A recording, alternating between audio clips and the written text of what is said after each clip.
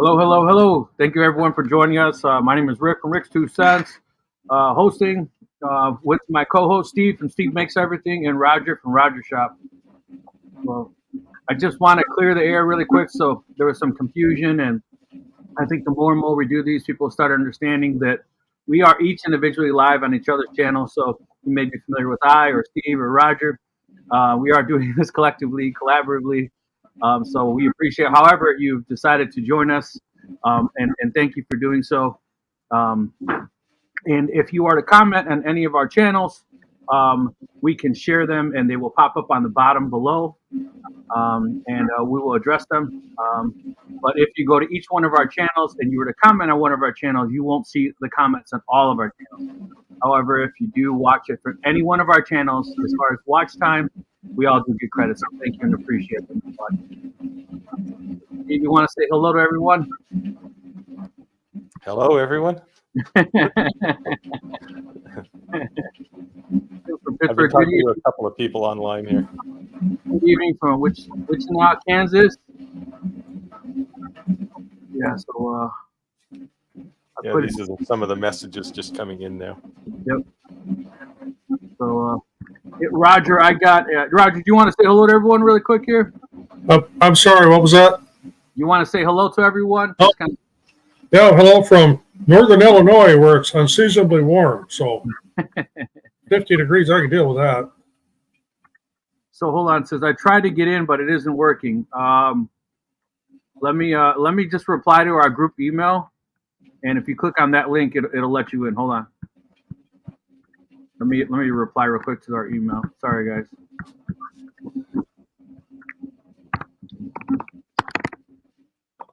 Last week when we talked, I had no snow. This week we're supposed to get 2.5 feet over the weekend. Man. Well, the 2 feet we got here about 3 weeks ago, it's just about gone now. We've had this unseasonably warm weather. Yeah, leak effect. Yep.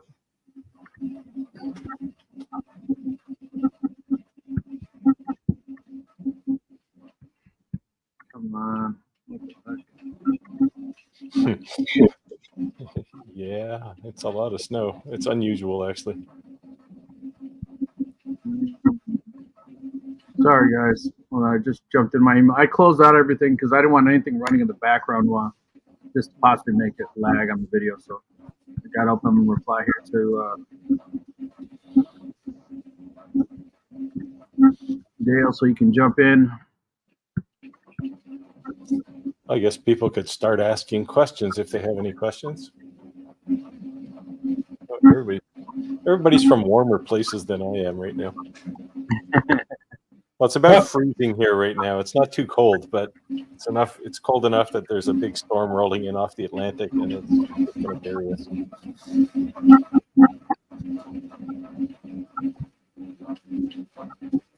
All right, I just sent them. Daniel, I just sent you an email. You should be able to get in. Let me know if you're having any issues. Hopefully, we'll just see you talk here in a second. Gerald from Green Bay, Wisconsin. Thank you for joining us. Greg joined us from Pennsylvania. I just want everyone to kind of know that we do have some formalities. We're a couple items we want to touch base on. For the most part, this live is questions and answers, so feel free to ask anything that you have for us, woodworking-wise, laser engraving-wise. You're familiar with the channels, so anything that you see us talking about that you have questions on, now's the time. So I love these. I love these kind of questions. So the question, which will appear there in the feed soon, is the X-Tool F1 worth it? There it is. That's a tough question to answer. I don't know. Yes, no. I can't help with that one. I don't have that model. I've got 2 D1s and I've got the S1. So the challenge with the F1 is the footprint is really small, and it's more or less geared towards what you would normally use a fiber laser for, but it's got a diode laser built into it. So you're not going to cut big boxes or anything, you're going to cut keychains and coasters and those kinds of things. And certainly any metal because it's got an IR laser. So is it worth it? I guess. If you're doing craft fairs, it becomes worth it because it's very portable. Yeah. Like CDJ Woodworking from Illinois. Hey, how's it going, CDJ? Thank you for joining us. North Carolina's in the building. Mark Patterson. California. Montgomery, Alabama. Every time I hear that, I hear Forrest Gump. Alabama. Right? Don't take that in a negative way. I actually love it. I need to build a small table for a job site. I saw today. Any ideas? Well, I built one, but I went 10 ton on it. And when I say 10 ton, I mean it's like just giant overkill. And I pity the person that ever has to move it. I did put it on wheels, but I'll bet it's pushing 800 pounds. I guess the real question is, what kind of saw are you talking about? Are you talking about a, table saw, a chop saw? What kind of saw are you talking? You cut tile, because you can just go get some A-frames. Don't belt anything and just spend the money and flap them up and put a 2x across it. You're good to go. Right? The answer is depends. Someone's chiming in on the X-Tool comment. So, yeah, it depends. Not the kind you wear. It just depends on what you want to buy. Let's see. New York's in the building. Hey, so I got a question for everyone, and collectively, I would appreciate if maybe we give some insight to people. I have been receiving some emails, some questions, so I thought I'd throw it out to the group. One of the major questions I have is, what is your platform of choice as far as selling anything that you sell? And what has been your success story as far as marketing yourself and items that you sell? I don't know who wants to go first. It doesn't make a difference, but a lot of questions on that. Well, my number one is our website, and then number 2 is Etsy, and number 3 is Amazon. And eBay used to be a good outlet, but now it's not so much. Yeah, eBay to me was kind of, I don't know. I haven't used that in years, right? Is that still a big thing? Oh, yeah, it's still there. Oh, heck here. What do I have that rolls on carts around the shop? Pretty much everything, as I am cramped in such a small area. My planer's on a cart, my bandsaw's on a cart, my sanders are on carts, my dust collector's on carts, everything. Yeah, I'm the same. Me too. Yeah, me too. I built a small table for my table saw and put on rollers next to a full-size table. It's a full sheet of plywood. If I can cut a full sheet by myself. Happy Groundhog's Day. Anybody else want to chime in on their selling passions here? Well, I just started locally and then went to Etsy. You're all Etsy, Daniel? All Etsy. Yeah, I use, because I don't do volume things, so I use Etsy, but it's mostly just for designs rather than real practical things. Surprisingly, I sell a lot of acrylic letters on Etsy for some reason. I don't know why, but usually it's mostly my website.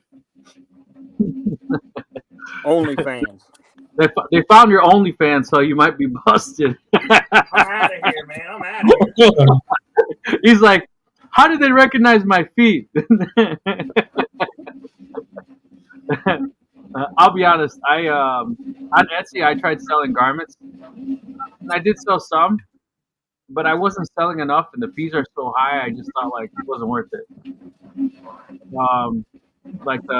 And everyone wants me to sell Jeff Gang sheets. I'm just like, nah. I think the woodworking might do a little better because you can be a little more nichey, a little more customized.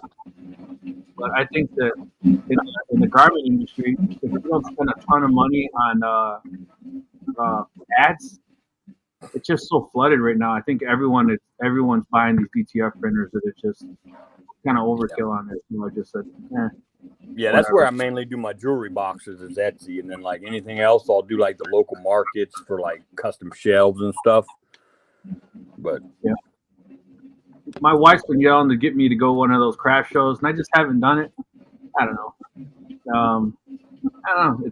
I think that's a different level too. Like you're kind of setting everything up, and you come in a volume, and I don't know if I want to feel crafty. I don't know. Is that rude to say?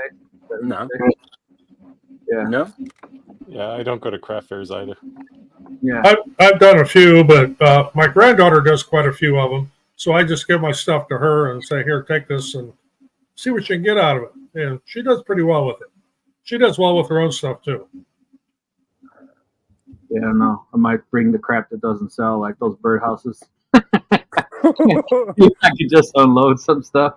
I don't know. I think that a lot of times those craft fairs are like, man, they got so many hours in some of those things. I don't discredit any of their work, but they're not making any money by any means. It's like there's no way selling something for $20. It looks like it took them, 2 weeks. Like,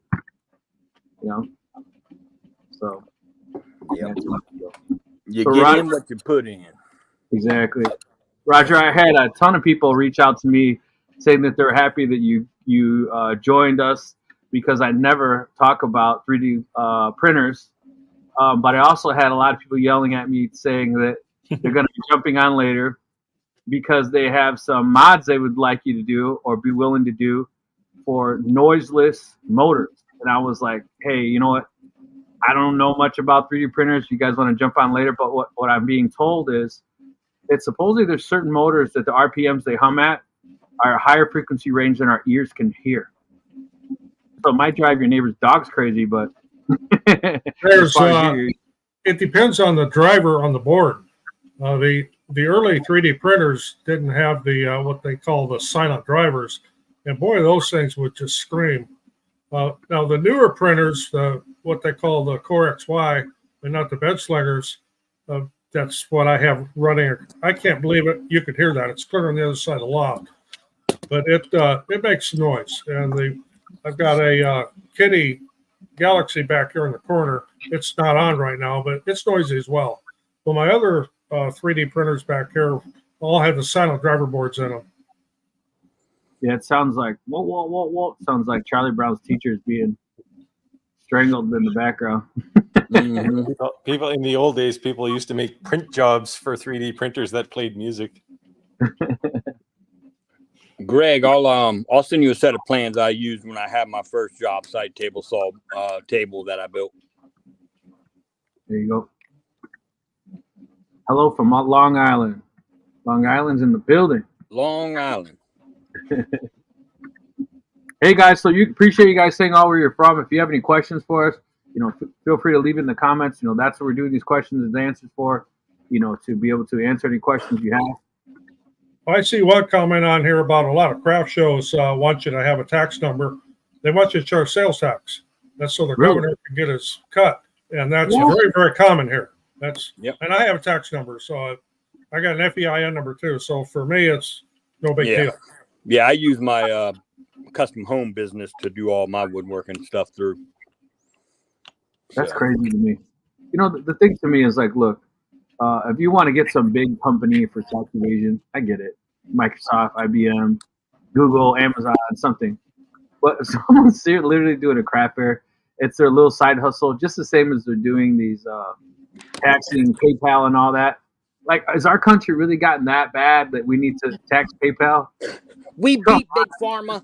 If Walmart was using PayPal, I get it, but like, you really got to go after a little guy, just leave. Who else are they going to go after? Leave the little pennies. Leave them alone. I've got a whole pile of 1099-Ks just for the IRS here. Yeah, that's crazy. I am awake. I don't feel well. Oh man, you don't got the COVID, do you? No, I don't got the Rona. All right, that's good. Hello from Maine. Nah, no Rona. They would say, "Hey brother, you're great, and the things you make are unbelievable. Do you have a Patreon page to join?" Nicholas, who are you speaking too. Yeah. Gotta be more specific there. There's 4 guys on here. Yeah. It was already given out. Steve has the OnlyFans, but if you're in the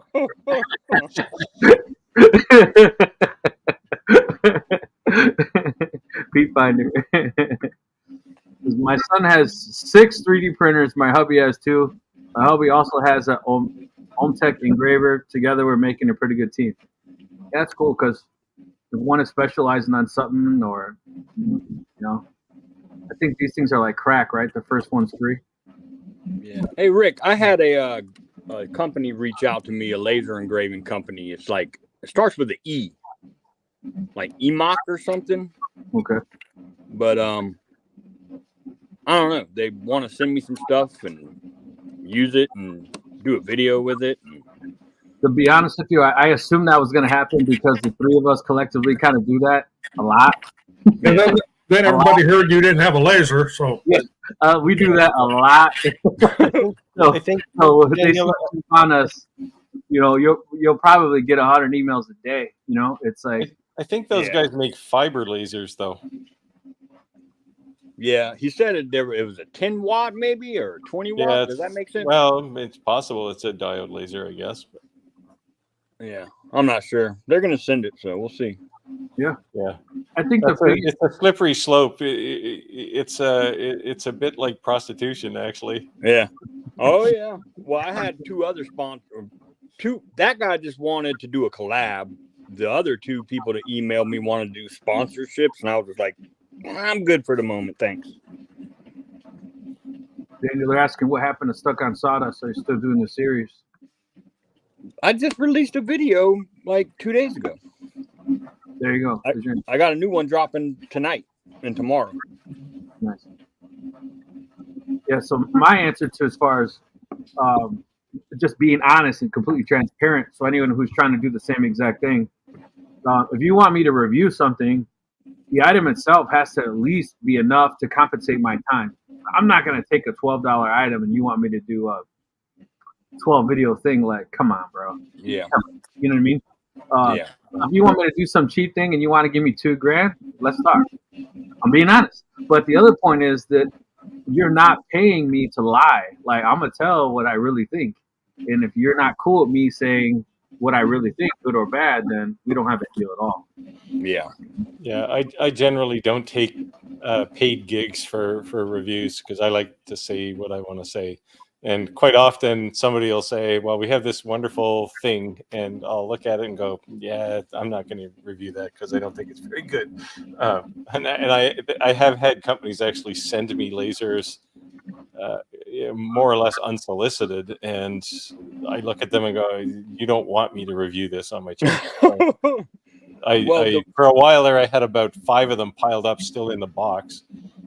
And I finally gave most of them to schools and things. So the guy ended the email with, "Let me know what your demands are."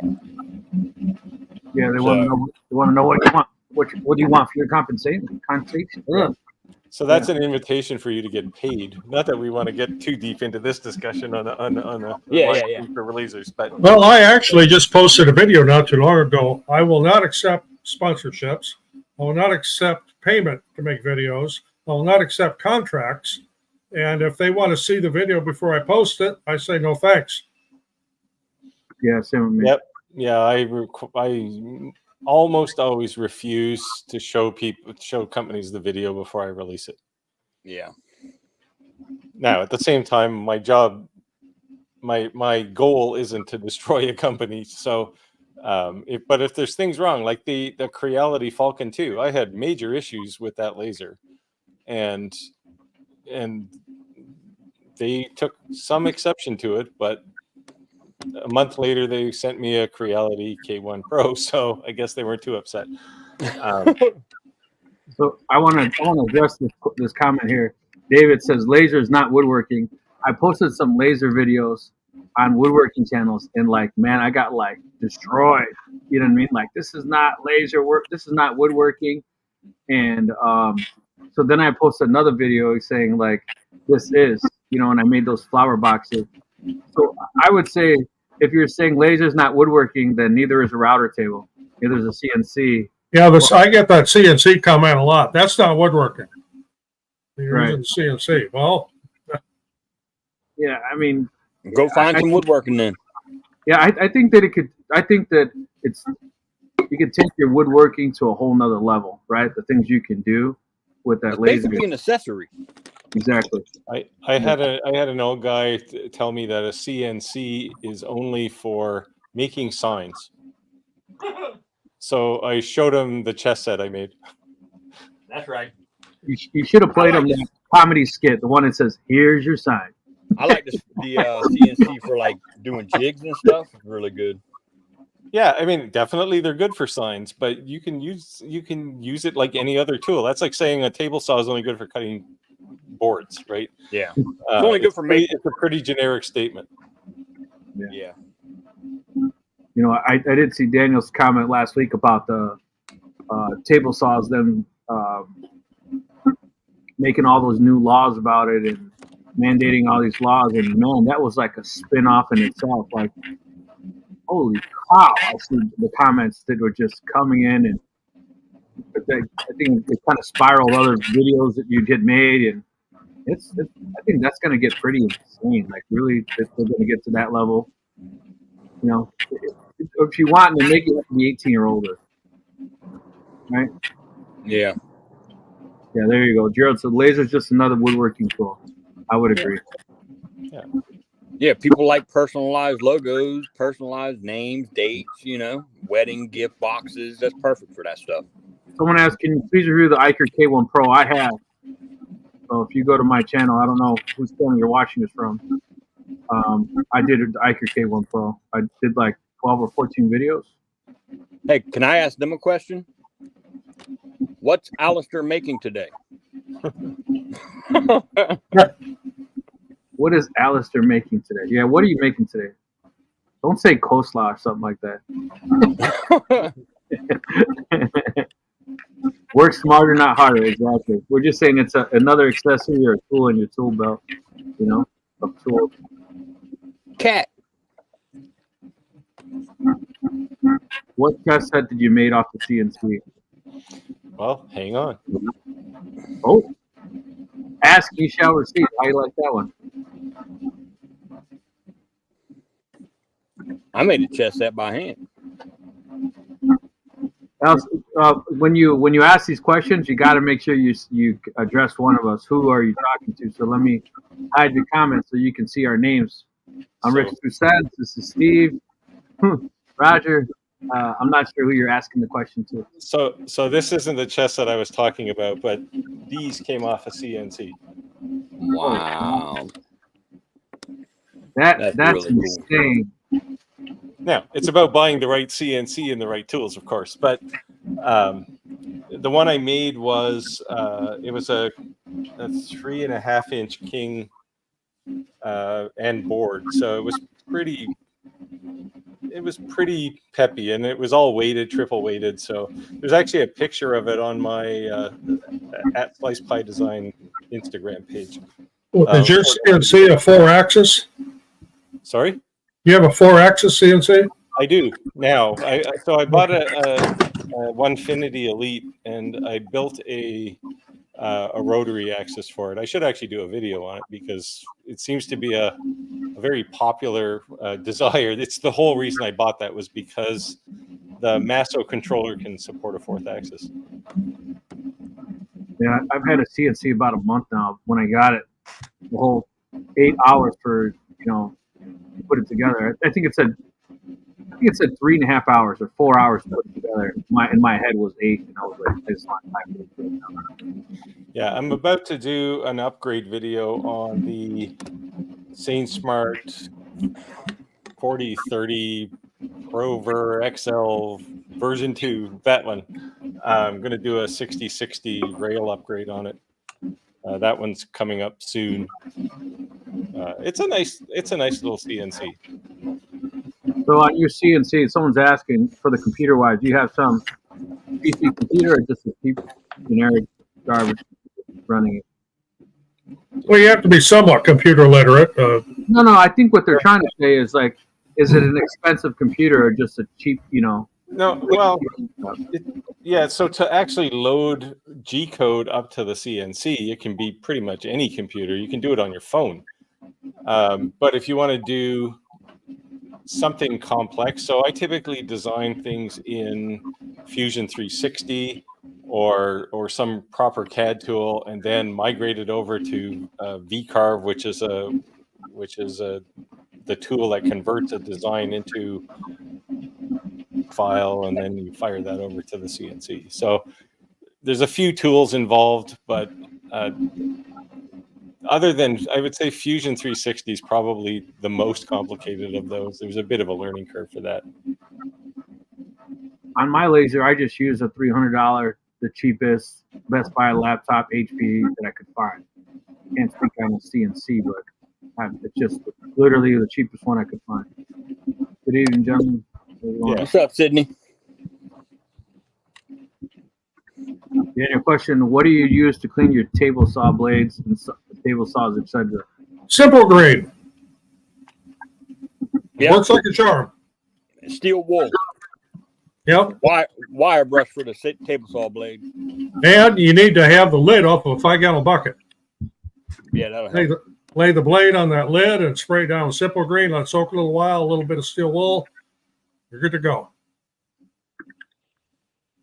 It's all about finding new ways to limit up your tools, whatever they may be. 100%. Chris, can you say that one more time?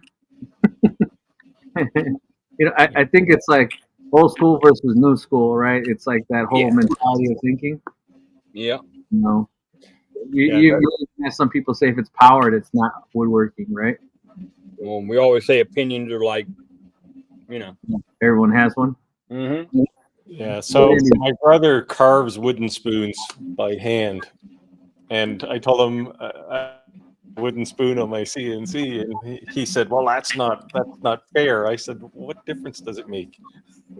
You're looking for the end goal, not how you get there." Now there is the kind of pride of creation when you're doing it yourself, but I made some test pieces on the table saw. It was awesome. Yeah, with a CNC, you just do all of that pride stuff up front in the design, and yeah, when you get to the CNC, you're pushing a button. The comment was cat here. You're really just pushing a button and saying go, but you've done all of that design work already. It's just you do it before you have to worry about what material or how you're going to create the thing. So now they're asking, do you sell those chess pieces? I have. The one I built, I sold. This one is actually going to be, I've actually been working on this one for a couple of months, and then I got busy. But yeah, people want good quality chess sets, not the $5 ones you can buy on Amazon. So one question there is, light burn hard to learn? Well, no, not really. It, like anything, it has a learning curve. Whether you're getting into CNC, that's a little more complex, but lasers, light burn, it's just got a little bit of learning curve. It's not that hard. There's a lot of YouTube videos out there that'll help you out, and light burn actually has a whole series. Yeah, you can definitely use your phone on some of these new things, but I would not suggest it. Just use your laptop. If someone's asking, do you need to know how to use a computer? And if you're not computer literate at all, you're starting behind the ball. I guess the learning curve of learning that, but I don't think it's impossible to learn. Yeah, when Lightburn first came out, it was probably buying it was just a no-brainer. It was just something you did. The concern I have with Lightburn going forward is they're not keeping up with technology. So the Lightburn today is virtually the same as the Lightburn from 5 years ago. And so things like autofocus on lasers and contoured cutting like you would have on an X2L S1, they don't support any of that stuff. And they don't actually have an architecture in their software to support this. So I'm kind of wondering if something else is going to swoop in and scoop up the market on them because they're getting behind. Conrad said that more or less being able to run a file and being able to create a file is two different things, right? Yep. And being able to create a file is a skill in itself. And when I got into fiber laser, to be honest with you, I didn't want to have to learn like I did a diode laser. So I'm actually paying someone to school me. I won't mention the names, but there's two pretty good names that are in the industry. They're like the Donkey Kongs of teaching those types of classes, and they're not cheap. And I chose to use them because then I think it's going to put me 8 months to a year ahead of time. And just kind of hit the ground a little bit running. And I was saying before when people were asking about diode lasers, if you bought something for $500, you got time to learn. If you bought something for $9,000, you kind of want to hit the ground running, right? I mean, it's a different level playing field. Yeah. The same thing goes with those that goes with CNCs, right? If they're sitting idle, they're losing money. Mm-hmm. Once you get into that $3,000-$4,000 plus range on fiber lasers, they have to be running all the time. April says, I watched a couple videos on the longer V1, and I think it's what I'm looking for. My question would be, how far does Lightburn to use? Yeah, well, as Roger said, there's a bit of a learning curve there, but it's once you get past the struggle of mapping a line on a canvas in Lightburn to something that happens on a laser, so the settings, converting that line to some setting. Once you get past that, it's all pretty straightforward. The nice thing about Lightburn is you can do a lot of authoring in it, so you don't need a separate tool. You can do pretty much everything in Lightburn if you really want to.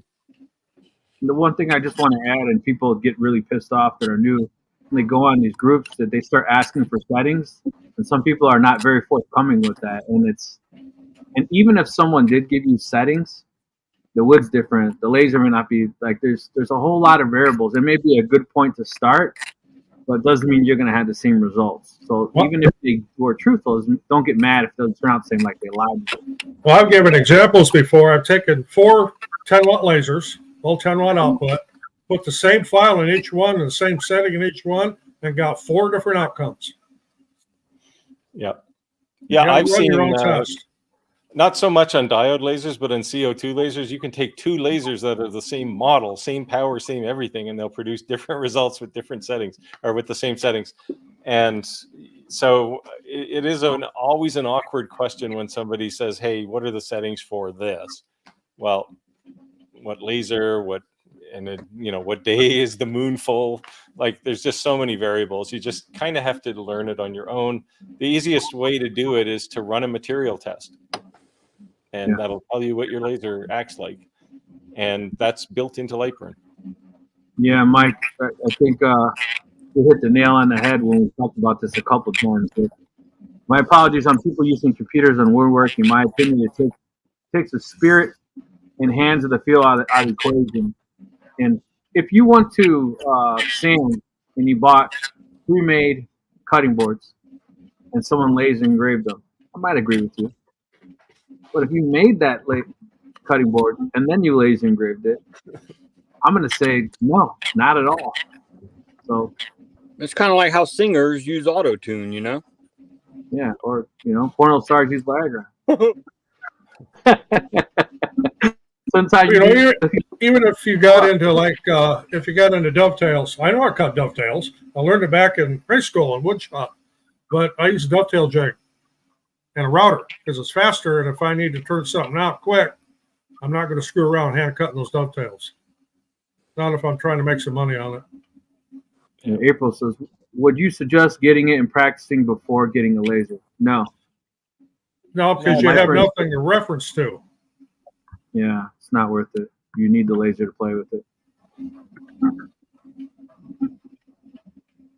Verdict software, pricey but excellent. I've never used it. Have any of you guys used it?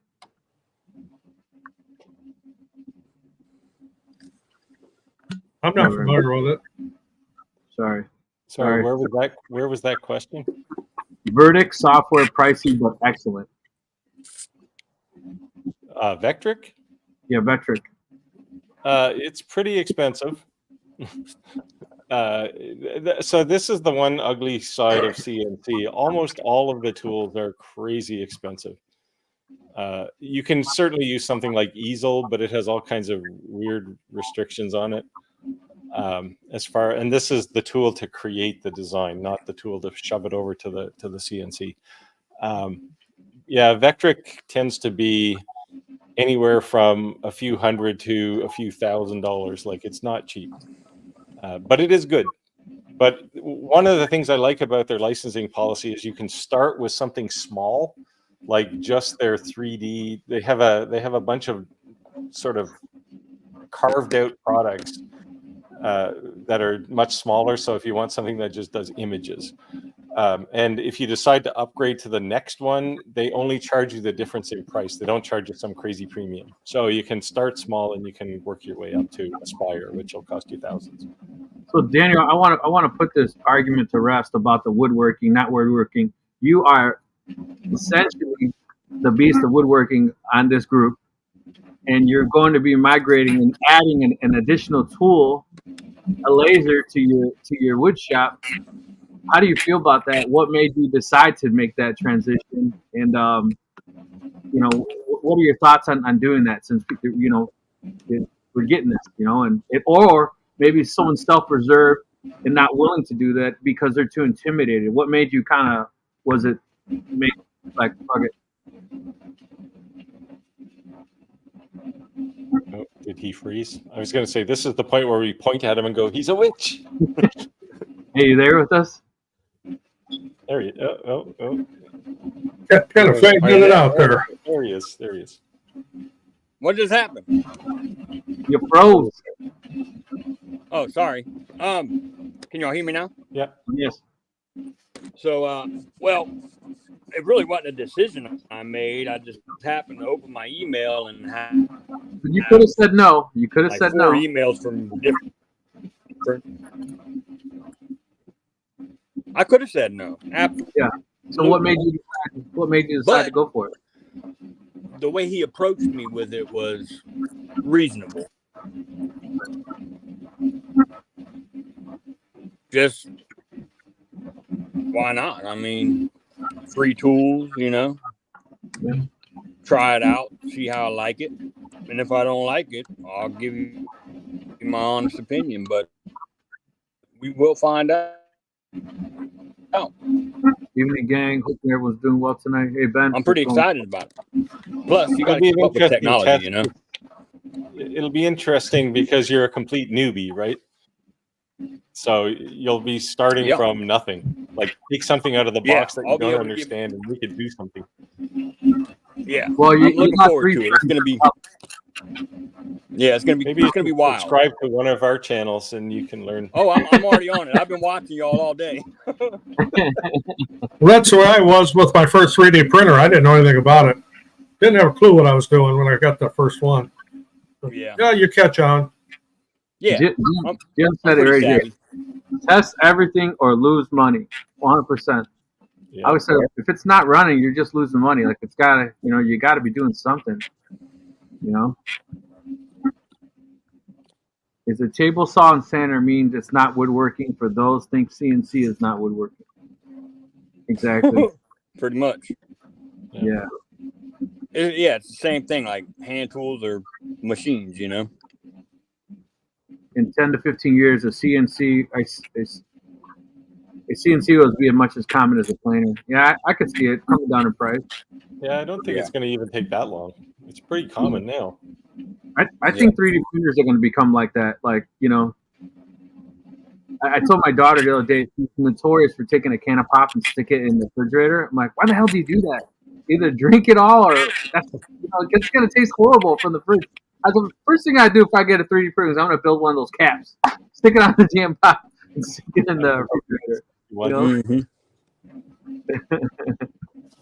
What's going to be interesting is some of the regulations around 3D printers, just because all the crazies are printing ghost guns with them. And yes, apologies to any crazy on the call who's creating ghost guns, but that's the thing that's going to kill it, right? Is regulation. Now, I think the regulation is all bogus because I built the last 3D printer I built myself, and none of the parts in there scream 3D printer, other than the hot end. Mm-hmm. So I don't know how they're even going to regulate it because people will just start building their own printers. Look at this. I turn a bowl on my lathe, then I engrave my logo on the bottom with my laser, or I band it with the branding iron, which was custom made. Which one is woodworking? that's the exact point of what we're saying. It all is, and I think it's just two different crowds like just don't get along. I make bowls on my table saw, so does that count? Yeah, unless you have a whittling knife, none of it's woodworking.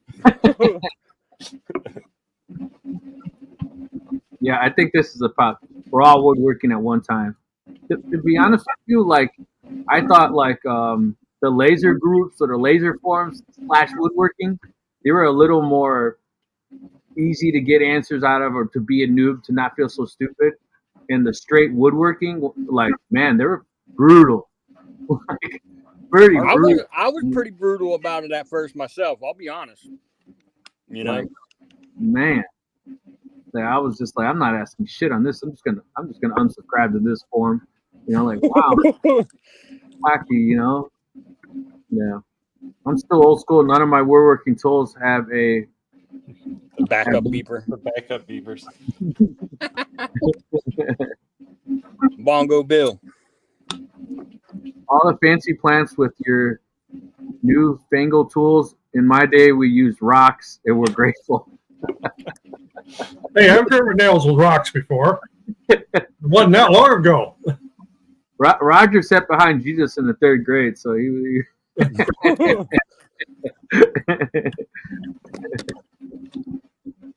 every technology can be modified to do evil things. It's just how it goes. Yep. Yep. I heard the Navy's getting big into 3D printers because when they're out in the middle somewhere, they can 3D print all kinds of parts. Yeah, they're using metal deposition printers, so they're Those making metal things parts. are like $1 million. Yeah. Right. They're Yeah. actually 3D printing a house not too far from me here. Oh, sweet. Mm-hmm. And the Yeah, I saw 3D that. printer uses concrete. Mm-hmm. My 3D printers are used mainly as a tool for making parts for my laser CNC. Yeah. Yep. Jigs. Yeah, man, I tell you what, anytime I'm going to build 10 of something, I don't care what it is, if it's wood or what it is, a jig is well worth spent, you know? Like, if you're going to build something all the time, a jig is totally worth it. I'm looking. I usually have something in here that's 3D printed. I have actually my chisel sharpener up there is all 3D printed. My grandma used to wash my clothes with the whitewash board and upgrade it with the masses. There's an example of some 3D printed stuff. I've got bins of them sitting here. We sell so many of these a week.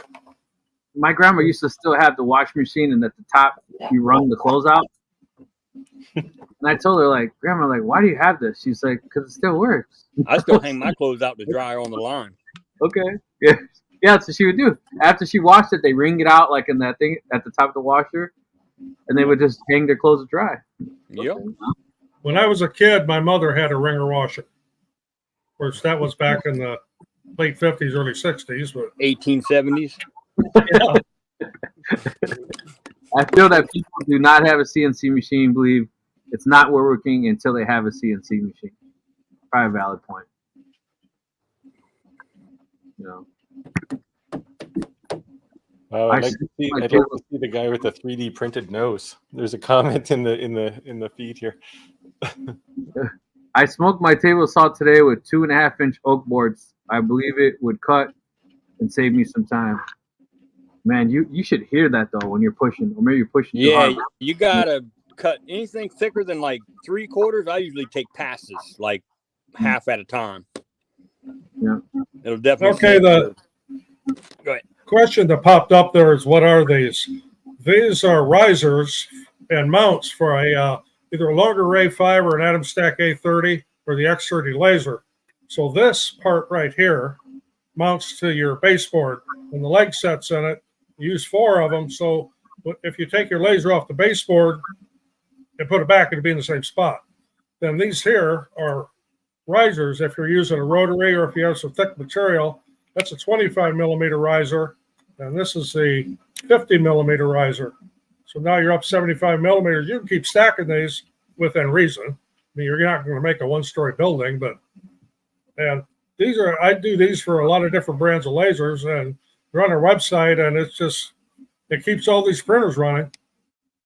I tell you what, I still struggle with, and our Canadian brother over here, he wouldn't, but because I know the rest of the world uses it. But when someone tells me 6 millimeters layer, I'm like, what? Tell me in inches, damn it. You know, I just can't like. That's Well, like this a is- quarter inch, ain't it? Maybe this is why the woodworkers have such a gripe against laser people, because generally in lasers you work in millimeters because they're more right. precise. Right. That's Yeah, horrible. but what if you told me 3/4 an inch, 5.5 inches, like I could have a mental image what it is, but you know, you're like 6.5 millimeters. I'm like, huh? Like I 60 just millimeters.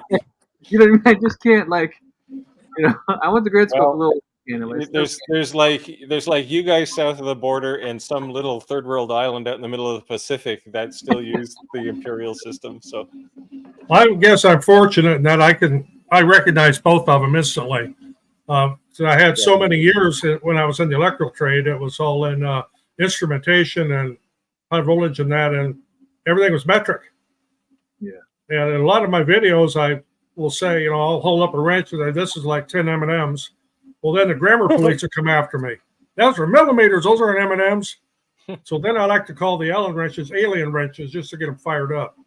Well, I think 8, 10, and 12 millimeter socket is like always missing, right? 10 is half inch. I know that much. 10 millimeters. yeah, I actually, when I was going to school, I started in the feet and inches and pounds system, and then about halfway through school we converted to the metric system here, and so I speak both languages. I made the mistake of telling one of my kids one day that something was about a yard long, and he said, "What's a yard?" 3 feet, dude. Like 39 inches. Okay, what's an inch? He's like, you mean outside? 36 inches. Mary, I'll get thrown if I get in between miles and kilometers. I don't grasp that real fast. Yeah. I'm just more of a hands-on guy. I see tons of woodworkers workers fussing about sanding. I hand sand house floors for 10 years. Results always worth it. You must have hands like concrete. That's all right. I say. I was thinking more of his knees. He pulled me over. You want to get on his knees?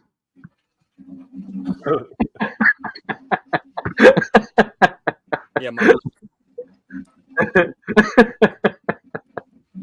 I had some problems. Give me inches. Give me inch measurements. I guess when you're bragging to a woman, you could be like, "I'm 47 millimeters." that sounds good. Sounds better than 3.5 inches. Grammar police. And Yeah, it never fails if I'll say something wrong. Like instead of saying an Arduino board, which is what said 3D printers and lasers mostly, I once said Arduino, just out of fun. And boy, the grammar police just got all over me. where do you buy lumber that's in inches in the U.S. unless it's at a mill? Everyone sells it by inches. Yeah, Menards. So here in Canada, even like dimensional lumber, like if I go buy a piece of walnut, it's going to be 5 quarters or 4 quarters. It won't be some crazy 25 millimeter thing or 250 millimeters long or anything. It'll be regular normal measurement. That's why here you have to be able to do both, right? Because if you are woodworking, you'll have to do dimensional lumber in inches. April Daniels said, Daniel, I saw the video with you showing us some of your boxes you made. They're beautiful. Mm-hmm. Thank you.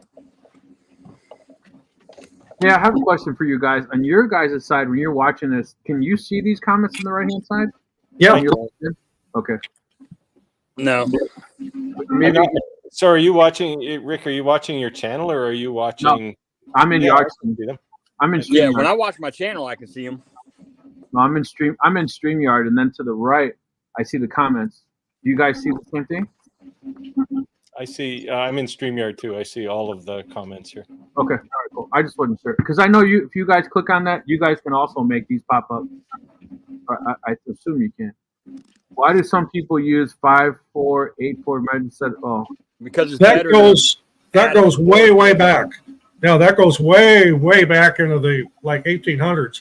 And I actually read that in Uncle John's bathroom reader. That's how I knew that. now you know what that is. That's a book you have in the bathroom for when you're studying. Yeah, this is a great question. I don't know the answer either, but I just when I go to the exotic wood store, I just automatically click into quarters.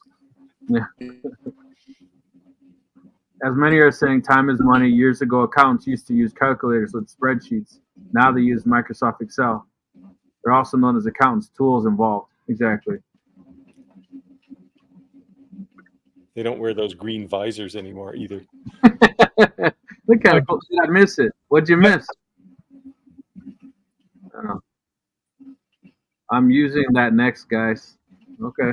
He's using, I think he's 45 millimeters. That is his dating profile. Why plywood is more metric these days? I've never seen it. Yeah, go actually, even in the US, Rick, go measure the plywood and you'll probably realize it's like a 1/4 inch, won't be 1/4 inch. It'll be something slightly smaller than that. I was buying actually 6 millimeter. I was buying cedar planks, right, to make these flower beds, and they were like a 3/4 of an inch variance, and I'm like, what? That's a lot. Like, how do you because I literally had to pull them all out and stack them next to each other. They were slightly different, but 3/4 of an inch. I'm like, it's supposed to be 8 inches wide, so 3/4 of an inch different off that. Like, that's a lot. I was like, what the heck? Yeah, love the jokes. I'm just naturally a wise ass. Hopefully, we don't get in trouble on Facebook and YouTube. I'll try to curb my tongue. I get a kick out of these people in UK. They measure everything in metrics until they get out on the highway. Then they have miles. I've noticed that. Yeah. So we're a little bit kind of bilingual here around measurement too. So we measure in kilometers when you're driving on the road, but if you talk about somebody's weight, it's usually in pounds.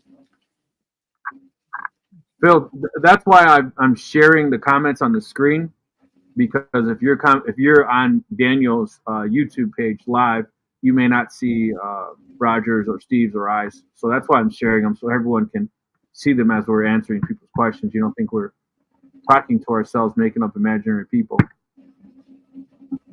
Yeah, we're all got kind of a little learning curve here with the streaming software with a group. So yeah. So if I full screen, comments disappear. Yeah, I think because when you're live, the comments are temporary, right? And then they kind of transition once the video goes to a recorded. It's a little different. Hello from Central Washington. Hey guys, make sure you comment in the feed below and let us know how you found us, where you're watching us from. Make sure to give this video a thumbs up, and let us know how you found us. Are you watching us on YouTube? Are you watching us on Facebook? How'd you get to us? Canada metric, isn't it? We're sort of 90% metric, I'd say. So when you measure a base of a tree, how do you measure it? I don't. I have people for that. Cut that tree down.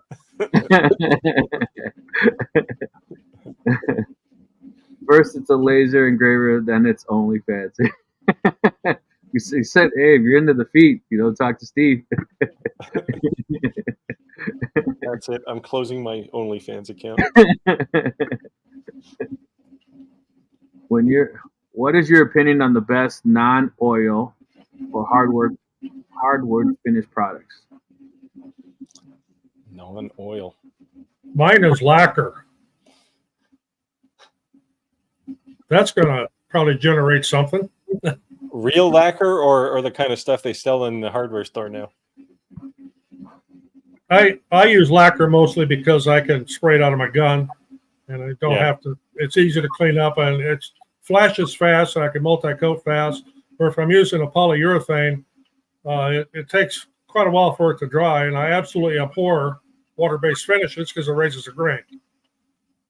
All right, so this next question, I think we can all give them some input. Any tips on creating content for YouTube? I've uploaded things. I enjoy creating it. It's going good so far. Now I'm trying to jump in there first. Stick with it. Yeah, find your niche and go with it. Of course, they say to stick with one subject. I don't do that. I mean, I do 3D printing. I do lasers. I do woodworking. I do engine mechanics. I do electrical stuff. We do sublimation and heat presses, and we got a lot of things going on here. So I don't stick with one subject. but you're supposed to. So they say.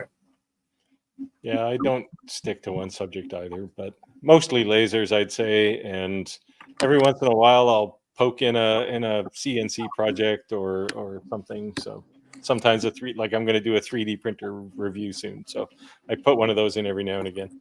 Daniel, someone asked a question on advice on starting a new YouTube page. Do you have any advice for them starting off? Just start, and experience is the most priceless experience you can have, if it makes sense. Just keep going at it, be consistent, and engage with your audience. Yeah. So my advice, build a community. Yeah. My advice is don't expect everyone to be your fan. Yeah. And I can go online right now and post a picture of my son on Facebook, and I'll get 150 likes. I have 1,500 friends. I go and post one of my videos on my personal page, I'll get 3. So just because you're doing something and you're geeky into something, your own personal friends, your own personal family, hell, even your own spouse may not be interested at all. So I'm doing stuff like this. My wife's like, I want to go out to dinner. Sorry. Why did you choose 6:30? I said, because we have 3 different time zones. It's like in the middle, Yeah. So I would just say, if you're doing YouTube, do it for yourself. There are people who go viral and become instantly famous, but like these Mr. Beast type people, what you don't realize is they weren't instantly famous. They've been doing this since they're probably 16 years old. And, so they got 15 years in. And sometimes these bigger YouTubers, they're giving you advice that's totally wrong. And what I mean by that is, if I'm Mr. Beast, I can make a video and in the title write banana socks, and I'm going to get 72 million views. Why? Because all the platforms are going to suggest them. If any one of us made a YouTube video and only thing we wrote in the title was banana socks, we might get some weirdos, but we're not going to draw any attention. No. So you might want to listen to someone who's an upcoming, who's more relevant. It's like going up to the president and asking how much a gallon of milk is. He's going to not having a clue. You're just in 2 different worlds. So, get a mentor or someone you aspire to be. You got to stay focused. As Daniel said, be consistent. Now, people misinterpret be consistent, though. There's still this kind of mystique on YouTube that you have to publish every Tuesday at 3:00, and you can't. You have to publish when something's ready. Like, I haven't published something since, I don't know, it was probably the middle of 2 weeks ago. And yeah, it does impact your daily subscriptions and things, because, hey, you haven't done anything new. It's like, it's been a week, right? And so there is that. But if you take a look on YouTube at YouTuber videos, specifically about YouTube, I mean, you'll see a surprising number of YouTubers are dropping off because they're burnt out. And because of that, they're just it's a machine, right? And you have to publish in a way that keeps you happy, not a way that keeps YouTube happy. Otherwise, you'll kill yourself.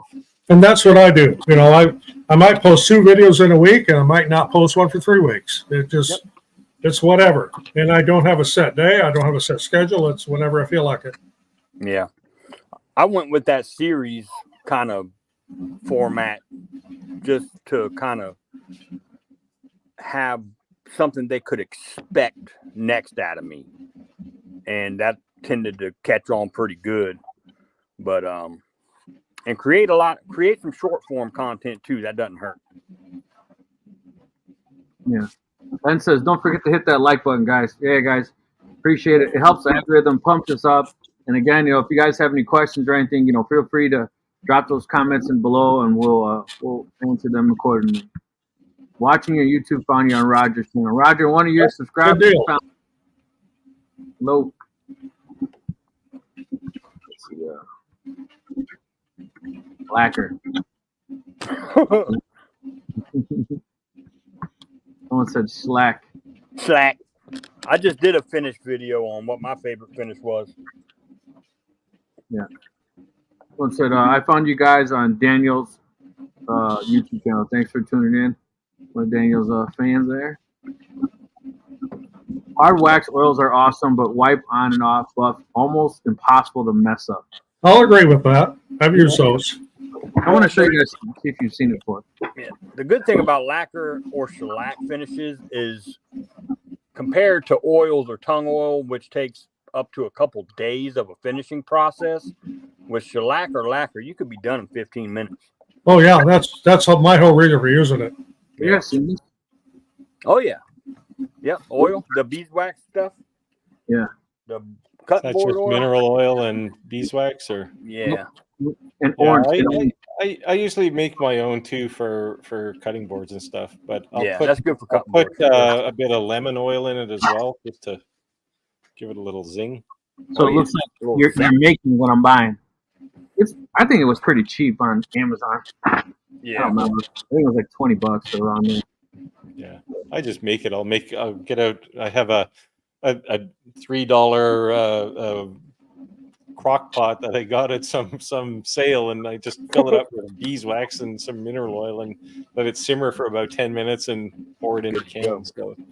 So what made me brave enough to publish a video? My grandson bet me. That's all it took. Yep. He had a channel. He says, "I'll bet you can't make a channel." I said, "Well, we'll see." Well, guess what? I'm monetizing. He isn't. Yeah. That's great. My So first I started my YouTube channel because I have a friend whose son started a YouTube channel when he was about 12, and he bought his first house when he was 16. And he does Minecraft videos, or used to. I don't know what he does now. But so my mentality was, this must be easy because a 12-year-old can do it. And Mr. Beast has 200 million viewers, so it's got to be easy, and it's not. It's a lot of work. Yeah, it is a lot of It's work. not easy. It is a lot of work, and it is actually expensive. By the time you buy all your equipment and editing software, what a lot of people don't understand is that you might take 2 hours to shoot a video. You might be 3 hours doing the editing. Yeah, I actually just flew to Philadelphia, where Rockies ran up the stairs, and I did some short content there and some motivational stuff. I'm making probably 6 videos from flying out there, but I think that was pretty cool. But I think the biggest thing too is to watch your own videos, right? Yeah. If you find yourself fast forwarding, and that's your video, what do you think somebody else is going to do, right? Yep. And also, you should always have at least 1 or 2 things you're improving. Like, I'm watching on videos, I'm looking at this background, I'm like, damn, this is just pissing me off. It looks like crap, right? From this angle, from my laptop. Now, if you're watching YouTube and you're watching me do something that's a different view, so I'm like, I need to figure out something back. You should be your own critic. To always just improve something differently. So, Yeah, I'd say if you're starting a YouTube channel, start with a smartphone, because they all have great cameras in them. Buy a good microphone. That should be your first thing. Buy a good microphone. Yep, 100%. So I was thinking about I just got paid from YouTube the other day. I'm sure you guys got your checks. But I was thinking about buying the DJI wireless mic set. There's 2 of them. The only reason versus the mic, like you got the new, what is it? Sure? Is it Sure? Yeah. It's like they got a new one. It's like 12 dB plus, and it's got USB out or the old school, plug. But yeah, I think that mic would be good for right now. But when I'm doing this in the background, or I'm interviewing someone, that wireless thing. Yeah, Well, I didn't even realize this is a Shure mic. You have to be pretty close with them, pretty direct. If you want to shoot overhead, you can get a shotgun mic or something. But I didn't realize how to monetize until about 2 weeks ago. I thought you told me your YouTube shorts were monetized. You just chose not to do your long content. I didn't know I could do my long form. Oh wow, yeah, because I know short term you can't not. They just automatically do it. Yeah. So in case somebody doesn't know what a shotgun mic is, this is a shotgun mic, and I only use this. This is my portable video camera here when I'm walking around. Otherwise, I'm all cordless and wireless, and I use Hollyland and DJI mics. yeah, I got Hollyland. I like them. Yeah, USB charge, and they're quick. And yeah, this is what a shotgun mic is. and you can actually turn it around. So if I'm walking around mobile using this, I'll turn it around and talk directly into it. But to have it sitting up back on the tripod and trying to talk to it, it sounds like you're inside a tin can. Yeah. Yes. Julia said one thing with Daniel, he always comes back. He's like a faithful dog, man. Yep. I'm relentless. Yeah, be true to yourself, be true to your fans, and you should be solid 100%. Phil Smith said, Rick's 100% facts. Yeah, I mean, like I said, we're being real transparent. That's the point of these videos. Like, if you're asking, we're really just gonna tell you like it is. Yeah, I don't know about you guys, but I have had conversations with companies who say, "Hey, we gave you a laser, do this thing for us." And quite often, my response is, "I don't work for you. I work for my viewers." And Right. if they, if I recommend something that turns out to be terrible, then I hear about it. I already hear enough flack because somebody will get a bad one every once in a while, and it's like, oh no, what did I do?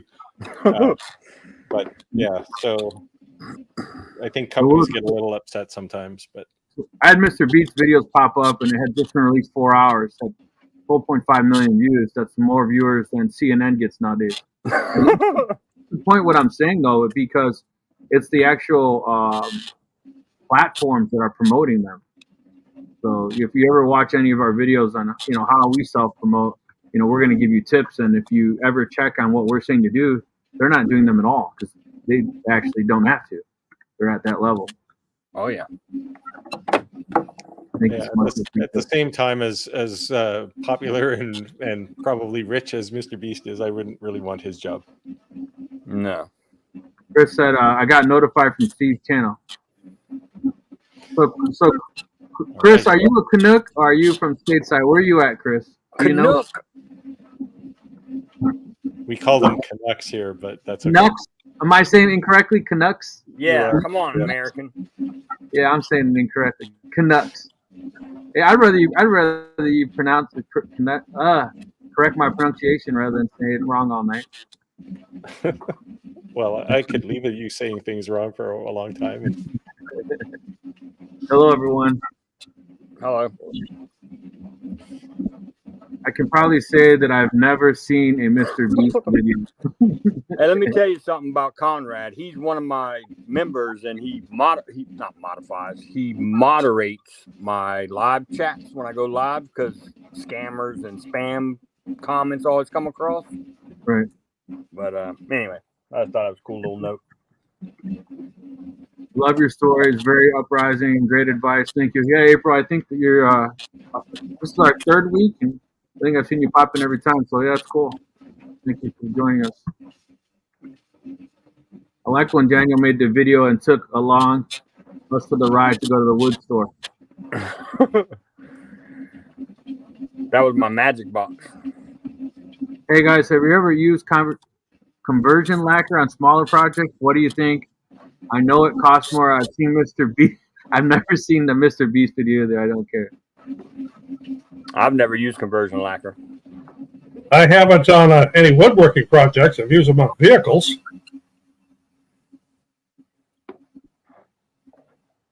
Sorry.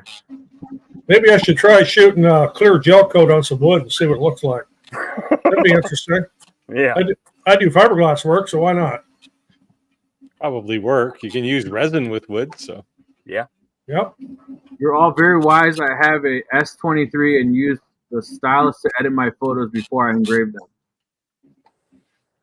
Well, you use what you have. I wouldn't use a phone for I assume an S23 is a phone. That's a Samsung phone, right? I have an S22, and I have taken photos with it and brought them into Lightburn and then traced it and turned it into an SVG and went from there. You can also do that in Inkscape. Chris review is very precise. Love all the honesty, pros and cons. I think, I try to keep it that way. If something really blows, I'll let you know about it. For example, the 2 trees laser I had, I wasn't shy about letting people know all the flaws on it. Same with Corellity's customer service. I went on and on about them quite a few times too. Actually, that's a good one. We kind of put that one off last week. about customer service, generally quality and support, right? Right. I have yet to find a laser company that I would say is awesome at support. Lots of them are terrible, and some of them are names you've heard, but there aren't very many that I would call good. The last two fiber lasers I have received, or the only two I should say, it's been insane because I'm not used to like being able to have like almost an immediate response. And I think what it is stateside.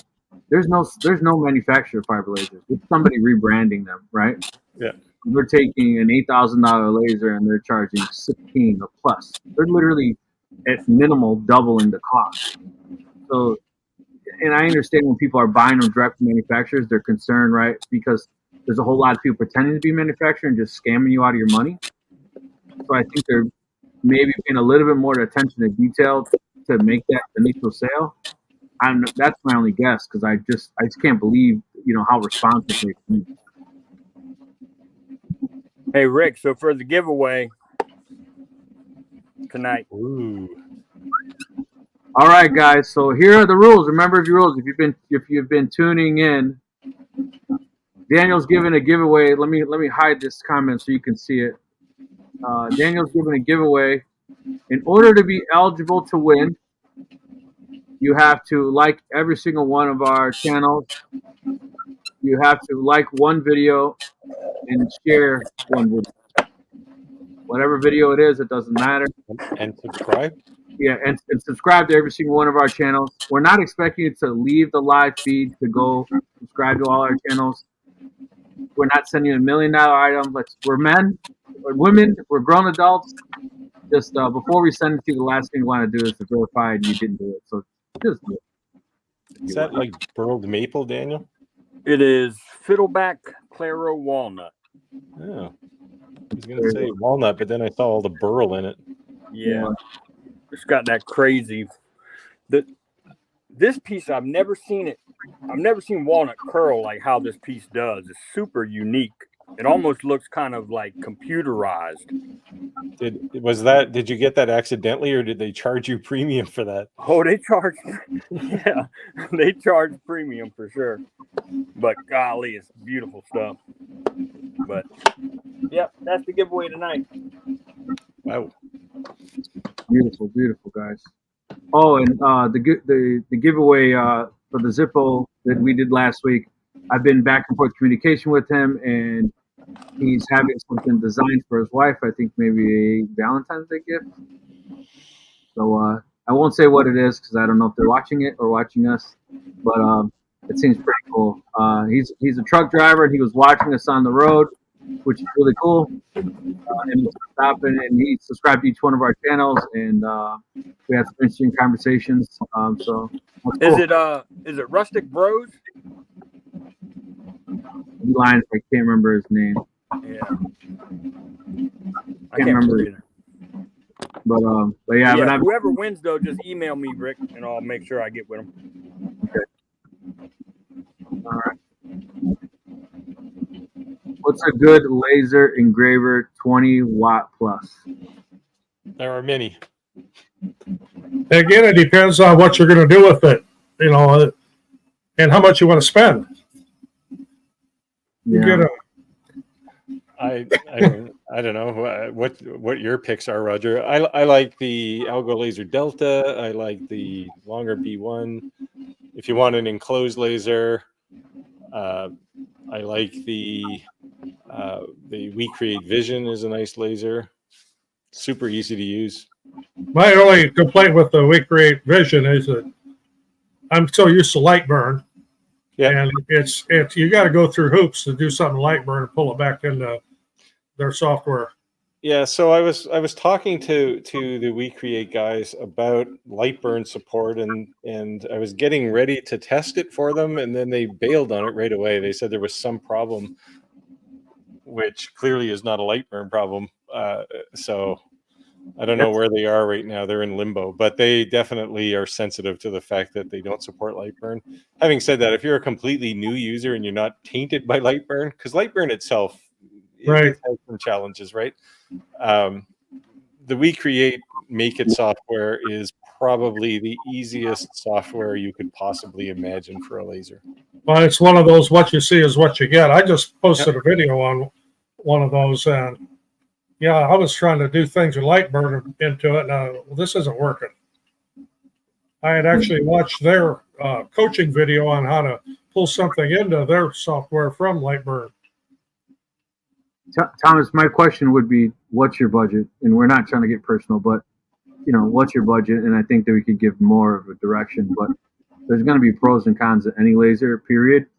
And I think that everyone has their weapon of choice, and it's not even always the best, right? Another one. It's just something you get used to. So you're just jumping in there, right? I mean, Ortur makes a good 20 watt. Adam Sack makes a good one. Longer B1. The X-Tool S1, if you want to really lay out some cash. The X-Tool D1 Pro. There's probably the Atzer, although their customer service is horrible. Yeah. But Atzer makes a good laser. Also there. I'm actually going to do a draw for a free Acmer laser on my channel in a couple of weeks. So nice. There you guys go. So the Lightburn is the Excel of spreadsheets. Yeah, I'll kind of agree with that. You know, the one thing that I was always struggling with Lightburn, and what made to me a lot easier to use is using two monitors. And I literally took the tabs off of Lightburn and just dragged them on a complete different monitor. So my screen is only the grid. Yeah. And I'm like, man, why didn't I do this a long time ago? Because it's too much crap all over. Something else you can do with Lightburn is you can run more than one laser at a time. Yeah. And you can have several instances of Lightburn open at once. I've actually done as many as 4 lasers with 4 separate instances of Lightburn open on this particular laptop I'm using right now. Of course, this is a gaming laptop, but it's got a lot of power to it. But it does it. It just gets confusing as hell when you got 4 lasers running, and they're all on one computer. So I try not to do that, but I can. I usually don't do more than 2 at a time now. Yeah, I have 4 monitors. I thought about doing that and just opening, Lightburn. Steve, this question's for you. Don't you think the customer service over at Riley Automation is good?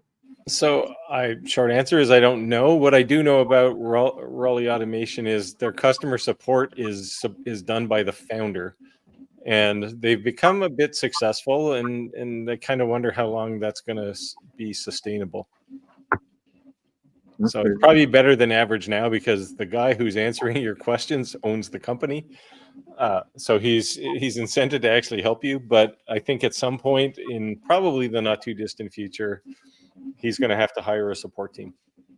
And that's when things go bad, I think. Jim said, sorry, $1,400 turnkey for the 20 watt laser.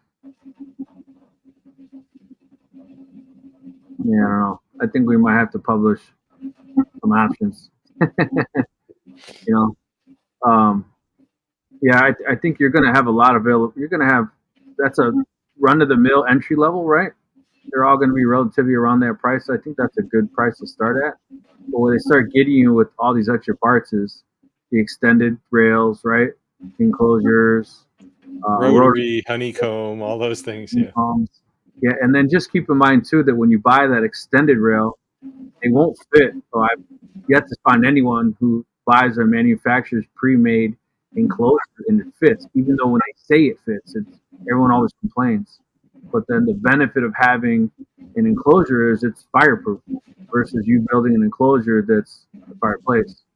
I mean, I have both, so I just finished my extension on the Longer Ray 5. I have an 850 millimeter square area in it now. Believe me, that's not going to have an enclosure. There's a baseboard on that's 42 inches by 46 inches. Glitter fart. Oh, man, what the heck? I love that Lightburn lets you use it after the key expires, even after switching machines. I didn't think it would work. Oh, it does. Once you purchase a key, if you don't renew it, it still keeps working. Oh, yeah. So I recently got an error message. I had to upgrade Lightburn because I have a fiber laser, so I had to pay $90, I think. Yeah, the Galvo license is a little more money. Yeah. So I paid $90 to upgrade, and then like 5 days later, I got a message that says I'm expired for updates. I'm like, really? I just paid you another $90, and I'm not eligible for updates. I'm like, all right, whatever. But I might email them just see what they say. Yeah, that could just be a licensing bug. Yeah, maybe you answered this, but I didn't hear it. I bought a. I'm gonna butcher this. How do you say it? Shapico? How do you say that? Shapoco? Shapoco. Used for a great deal. What's your thoughts about adding a laser to it?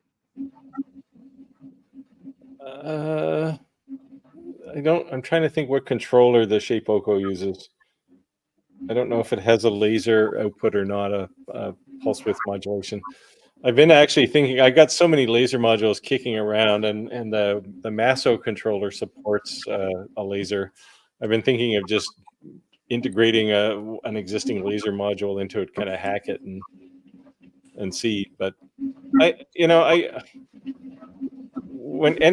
thought about doing a laser on mine, but the problem is when I think about that, I've already got a dozen lasers. Why would I care whether my CNC can do it? When you have a hammer, don't use it for a wrench, or a wrench for a hammer, so I don't know. I'm kind of a fan of one tool for one job. Well, I'm the same way. A CNC is a CNC, and a laser is a laser, and a 3D printer is a 3D printer. I see people put laser heads on 3D printers. Why? They try to use a 3D printer as a die cutter.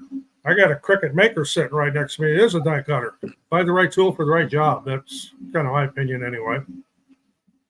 I think the reason people start doing that is, to be honest, their limited budget, right? So they purchase something, and it's cheaper, maybe not more efficient, maybe not the best, but they think their mentality is a couple $100 and I have both. But sometimes you get a multi-tool. Wherever I've experienced, you have a multi-tool. It's never the best of either one, right? You can buy the best router, the best table saw, the best something. And when it's a multi-tool, it's never the best of either. It's kind of like, it's not the best of both worlds. It just gets you by. Well, back when I was a teenager, my best friend bought I think they call it a shopsmith. So you've got the table saw, and you've got a drill press, you've got a lathe, you've got all these different things. And you got to take one thing apart to put something back together. And it wasn't he wished he never bought it. I don't know if they still make those anymore or not. Yeah, they're saying best thing to do is go to these guys' channels and watch our laser reviews before to buy. Yeah, between the three of us and soon Daniel, there's definitely a lot of different laser videos you can watch and get an opinion on what you want to buy. Don't count me in for the lasers yet. I'm new to this. Once I get it figured out, maybe.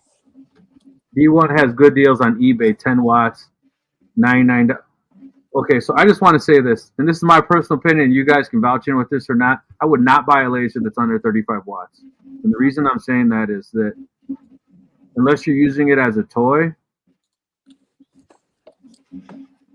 So I have a question about the lasers. What do you use them for? For engraving or for like literally cutting? I do both. Both. Yeah. Both. Okay.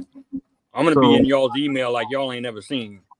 Yeah, both. In fact, a lot of the cutting I do on thin materials, I say up to maybe 3/4 at the most. I used to do it on a scroll saw, and I'm good on a scroll saw, but the laser is a lot faster and there's a lot less work. Yeah. And the one thing I learned too is that I buy these. Let me grab it. Yeah, I used to. I still have a scroll saw. It's sitting under my counter over there. Because what's it good for now? Right, I can cut anything that it can cut on a laser. I have this masking tape, and I have even one taller. And so when you want to cut something out, I put this over the wood, and then when I cut all the way through, it helps not get burn marks, especially when you're cutting all the way through. That's been my little cheat. That's helped me a lot. But yeah, it's, at the end of the day, people are making these videos and they're like, look, it's cutting a 2x4. Dude, yeah. If you're buying a laser to cut a 2x4, you're an idiot. You go buy a saw. You know what I mean? Yeah. If you just want to prove the point that it's powerful, I get it. But the flip side of that coin is the more powerful the laser is, the wider that beam's going to be, right?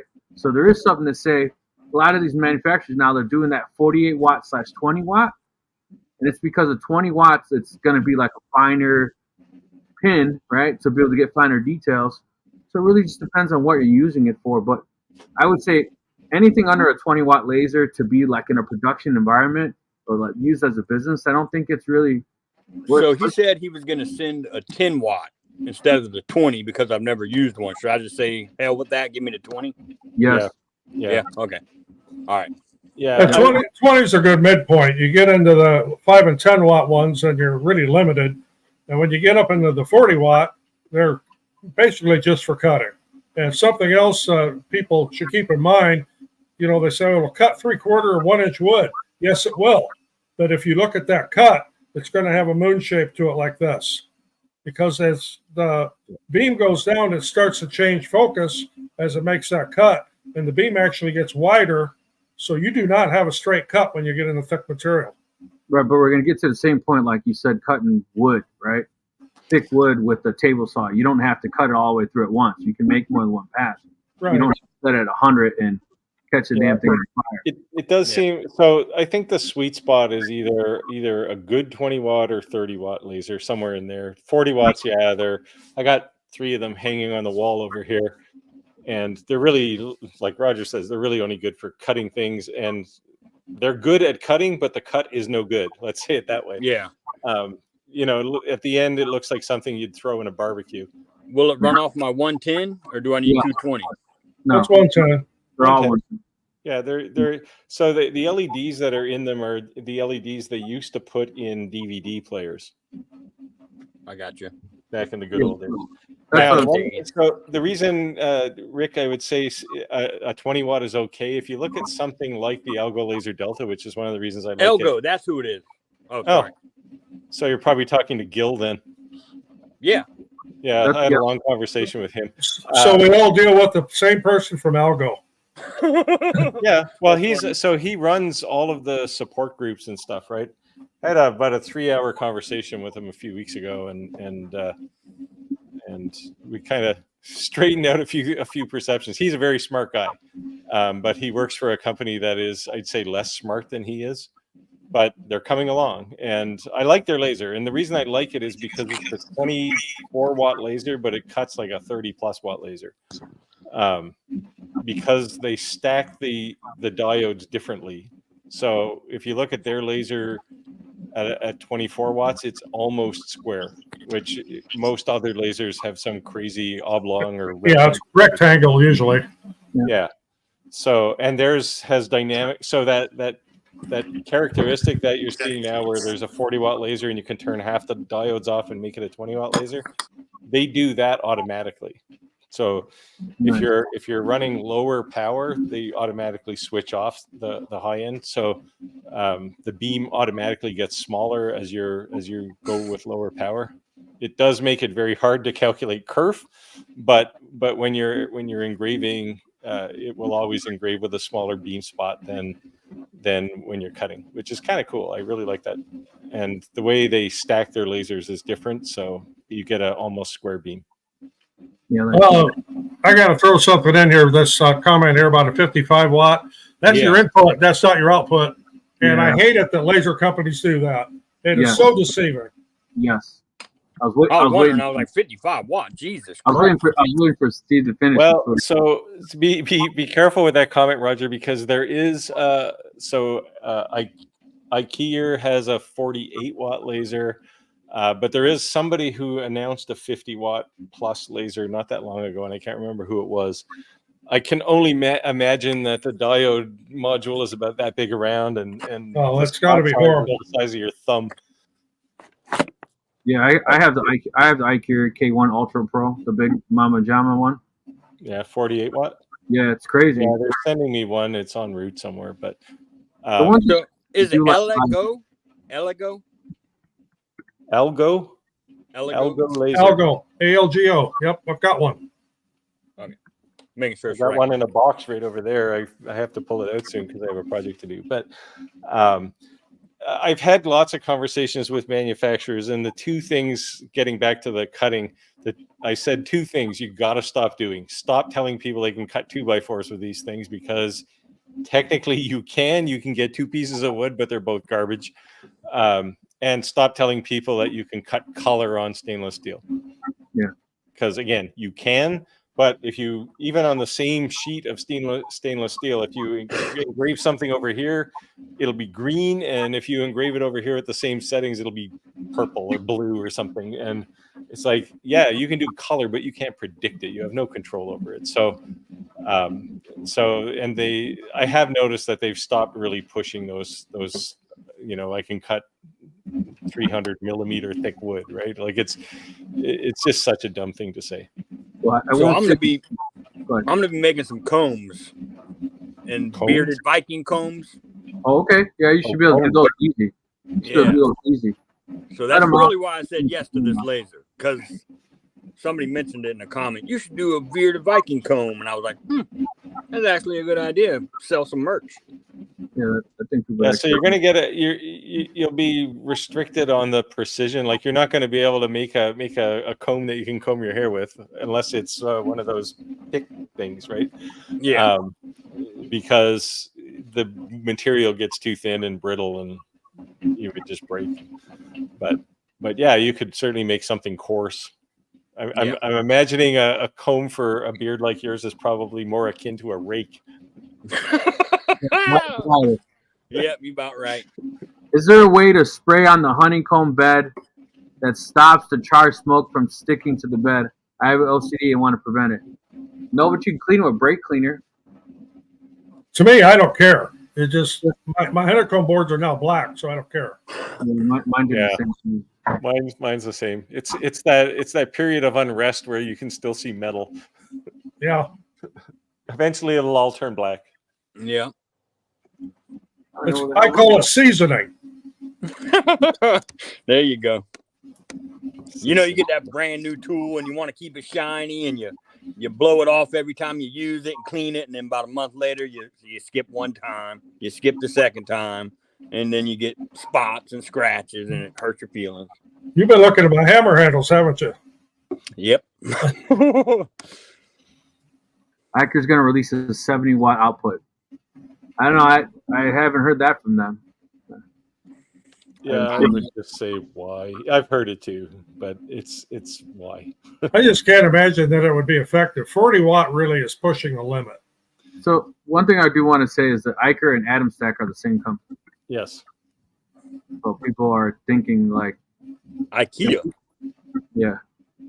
Like even when I posted on the Atom Stack Facebook group, Iker, they're like, they banned me. And I was like, bro, like, I know you created this group, but you realize it's the same company. And they unbanned me. He's like, really? I didn't know. I hate autocorrect. Iker, IKEA. Yeah, there's a lot of these companies are just names, right? There's a lot of Aether and somebody else are virtually the same company too. It might Craftsman, DeWalt. Which is always a tough question when somebody says, "Hey, is this laser better than that laser?" Well, they're probably made in the same company, right? So it's like Artura or Ferro. It's the same place. Yeah, well, so I don't know if Artura is still in business now, because I think they might be just selling stock, because Algo Laser is built by all the people that were at Artura. Artura just offered me to demonstrate their new, what is it, H10. I'm not real interested in it. It's only 10 watt, but. So I got one of their lasers and it didn't work. It wouldn't move. Now you had to search YouTube up and down to find out some code. I had to actually write it because they had like the brakes on, literally. There's like I guess you can do like when during shipping, for whatever reason, they could like literally make it like not move. So it wouldn't move. Like it was like something wasn't put together, like it won't move. And I'm like, what is this? No, searching and searching. And I found someone on YouTube, and it was like $, something, I don't remember. Put that in there and it releases it. Woo, worked like nothing. And I was like, why would you ship it like that? Like that, Yeah, so I don't. I haven't done the review. It's been sitting to the left of. There's another one. Comgrow is now Soval. I You like guys- my Comgrow fiber laser. It's small, but I like it. Do you guys have any interest products you're looking forward to? Do you guys have any interesting projects you're looking forward to in the distant future? Those Viking combs sound awesome. Projects. I'm actually going to make a fume extractor. Everybody complains about the cost of them, and they are quite expensive. So I'm currently designing one that uses auto filters for. The filters out of a Tesla Model 3 are I was like going to jokingly say something. are essentially a whole stack of filter, right? Like it's got the HEPA filter and charcoal at the bottom. So I'm working on a project to make one of those, and I should be able to make it for like $100. Like it's going to be really cheap. So I bought some used from Sunbelt Rental. It's like a commercial renter company. I don't know if you guys are familiar with them. Yeah. But they have like during COVID, they bought like excessive amounts of like hospital rated air cleaners, purifiers. And COVID's, calming down now, so they have obviously a surplus. So I got them next to nothing. I actually bought 3 of them. So because I think when you're doing wood, it's not that big of a deal, but when you start doing acrylics and things like that, those can be pretty damn toxic, right? Yeah. Oh yeah. So my tools have earned their how do you say it? Patina.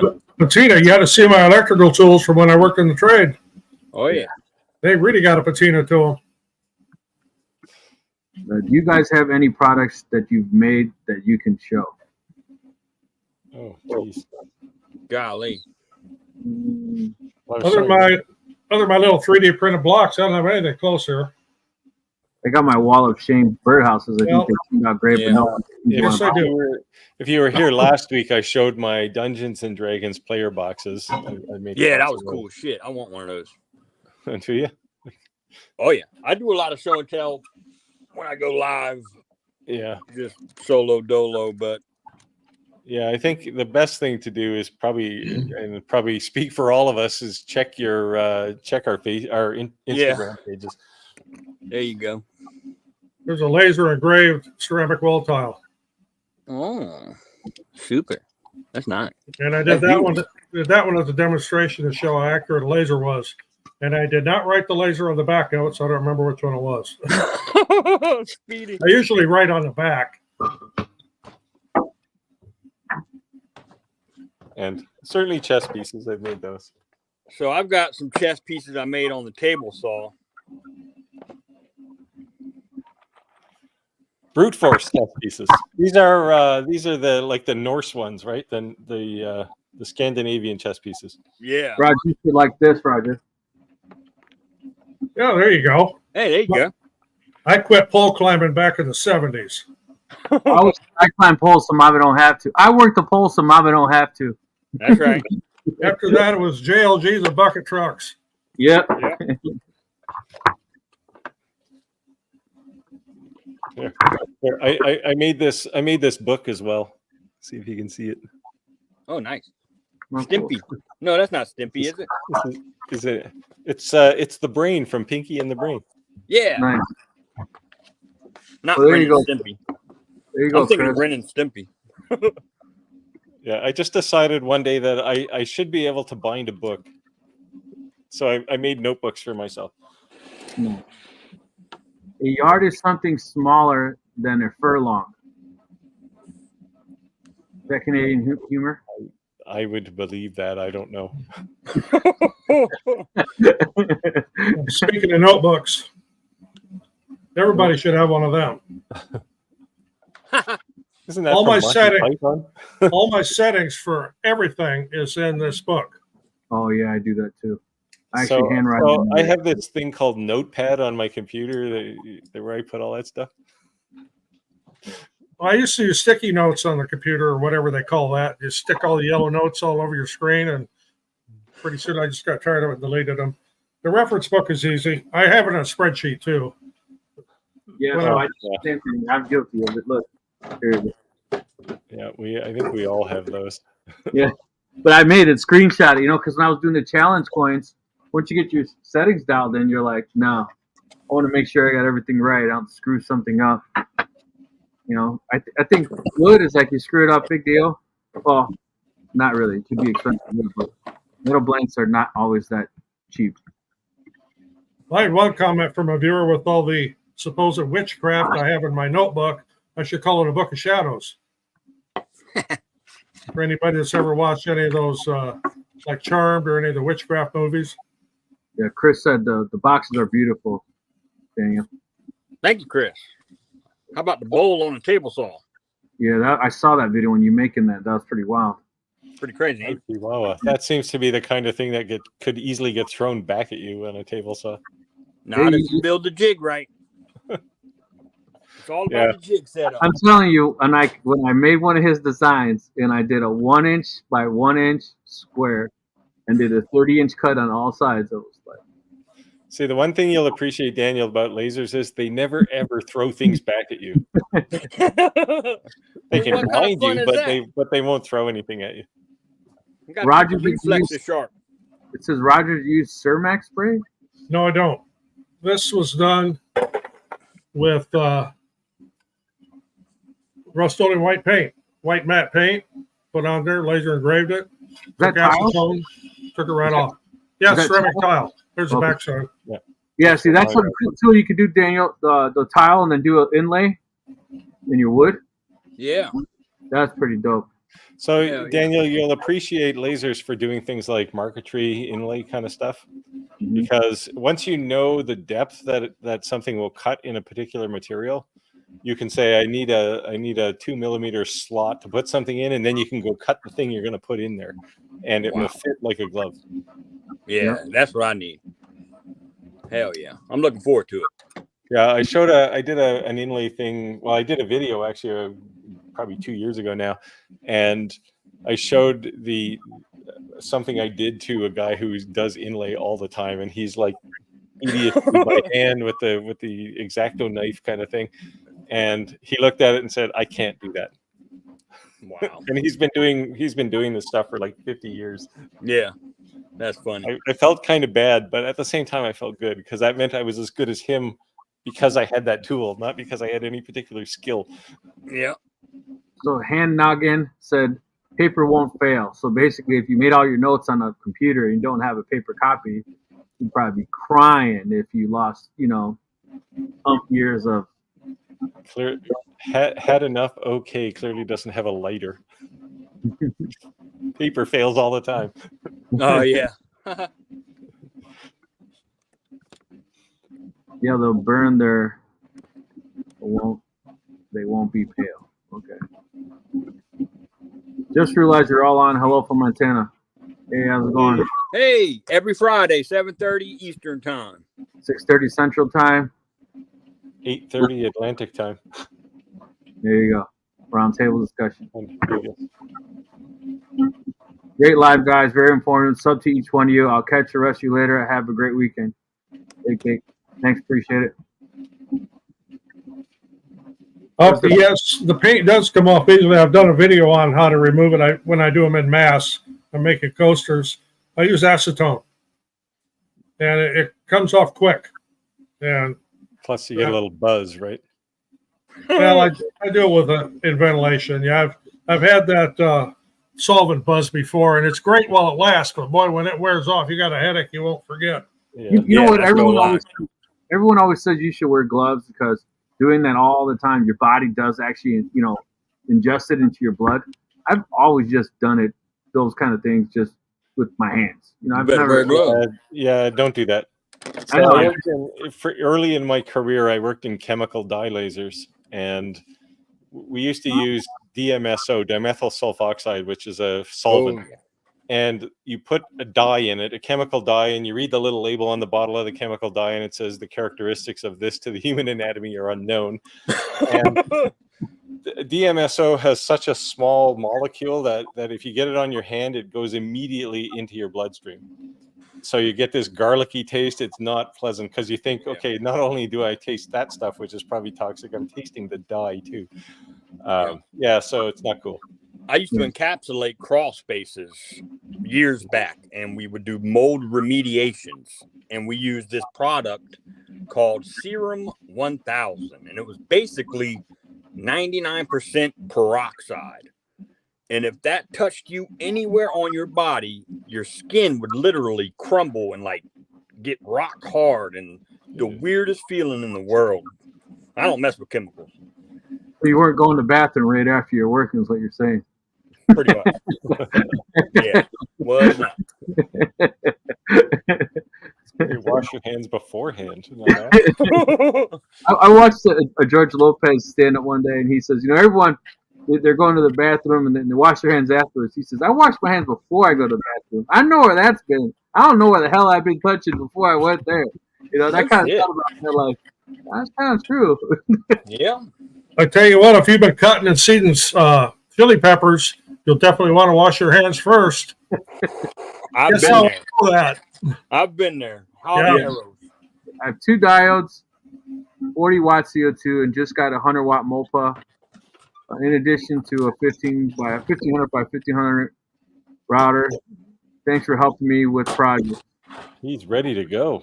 Man, sounds like you. If you ain't making money, your wife's gonna be yelling soon. Yeah. Or you're making a hell of a lot of money. You just got some badass boys. Yeah, at some point you have to stop saying it's a hobby. Yeah, right. Now it's a job.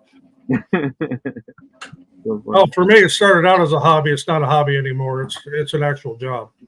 Yeah, me too. Yeah, so definitely do test grids and engrave power tests on the materials you're going to play with. Agreed.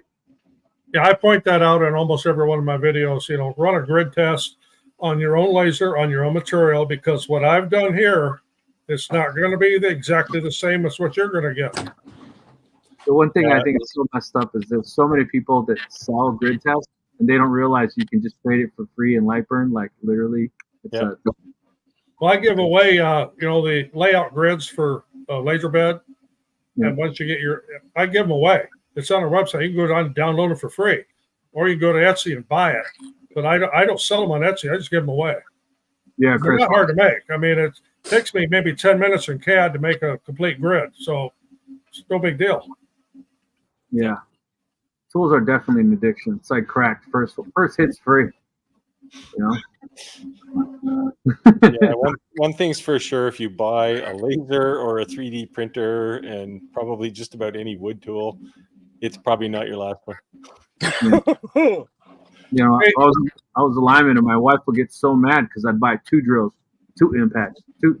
She's like, "Why do you need 2?" I says, "Hey man, these things go dead. Well, I'm not supposed to be able to do my job. Like, I need 2. Yeah, that's ridiculous." I'm like, hey. Next question there about using titanium dioxide with water on ceramic to get a black engrave. Yes, it does work. However, it is very hard to get that spray on there evenly without it beating up because it's water based. If you add a little bit of dish soap to it, and of course I'm spraying with a spray gun, it will you'll get a pretty decent finish, but it'll bubble easy if you don't go lightly at first. Yeah, don't use water, use alcohol. Because for one thing, it'll dry about 10 times faster. I haven't tried it with alcohol. I usually drink that. Oh, you're talking rubbing alcohol, aren't you? IPA, yeah, don't drink that. Well, now when you say IPA, that's India Pale Ale. That's a beer. I grant you that, but I'm talking about isopropyl alcohol. Yeah, I know where you're going there. So Trent, our addiction, man, with all the tools that every man dreamt of, now has a 3D printer. So hot damn. Jeez, I got about 6 of those. I don't have one. I'll trade you one of those for that 100-watt MOPA Galvo. I have 14 3D printers. That's nuts. That is nuts. My wife came into my office the other day, not in my workshop, but I have all my 3D printers in my office, and she said she saw that new K1 sitting on my desk, and she said, "What is that thing? It looks like a bar fridge." I said, "No, it's a 3D printer." "Oh, you've got a 3D printer in here?" I said, "There are 6 of them in here." And there's 3 more in storage. And actually, I've got 2 of them sitting on the floor over here. Well, my wife was up in the loft here this week, and she rarely ever comes up here. And she looked around and she says, "How do you even move up here?" Because I've got I have little walkways between 3D printers and heat presses and all that stuff. I just make it work. Yeah, I had my basement was a man cave. You know, air hockey table, pool table, darts, neon signs, blah blah blah, fish, saltwater fish tank, kids, and that shit went away. And then I started just doing the woodworking stuff, and I'm like, whatever. Yeah, Cool. most of my money goes to my daughter. Yeah, it looks like someone's gonna give that a shot with your guys' comments with the soap and the alcohol. Yeah. I did a video on using alcohol. The real challenge, and Roger kind of alluded to it, is titanium dioxide doesn't actually dissolve in anything. So you're just using the alcohol as a carrier, and you need a really good sprayer for this because it'll plug up instantly if you don't have one. But I don't know. I like the results. For one thing, the results are about the same. I mean, I did this one, and it's kind of comparable to what Roger did with the paint.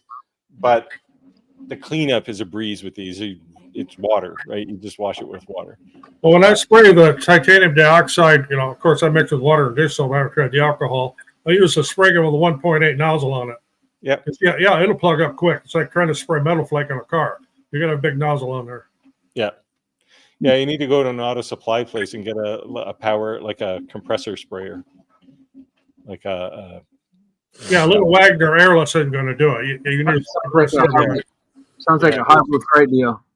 You buy it for $20, you use it a couple of times, and craps out, and you're going to buy another. You don't have Harbor Freight by you, do you, Steve? Sorry? Harbor Freight? We got one right. We've got equivalents here. We've got one close to us. Of course, we call it Harbor Freight.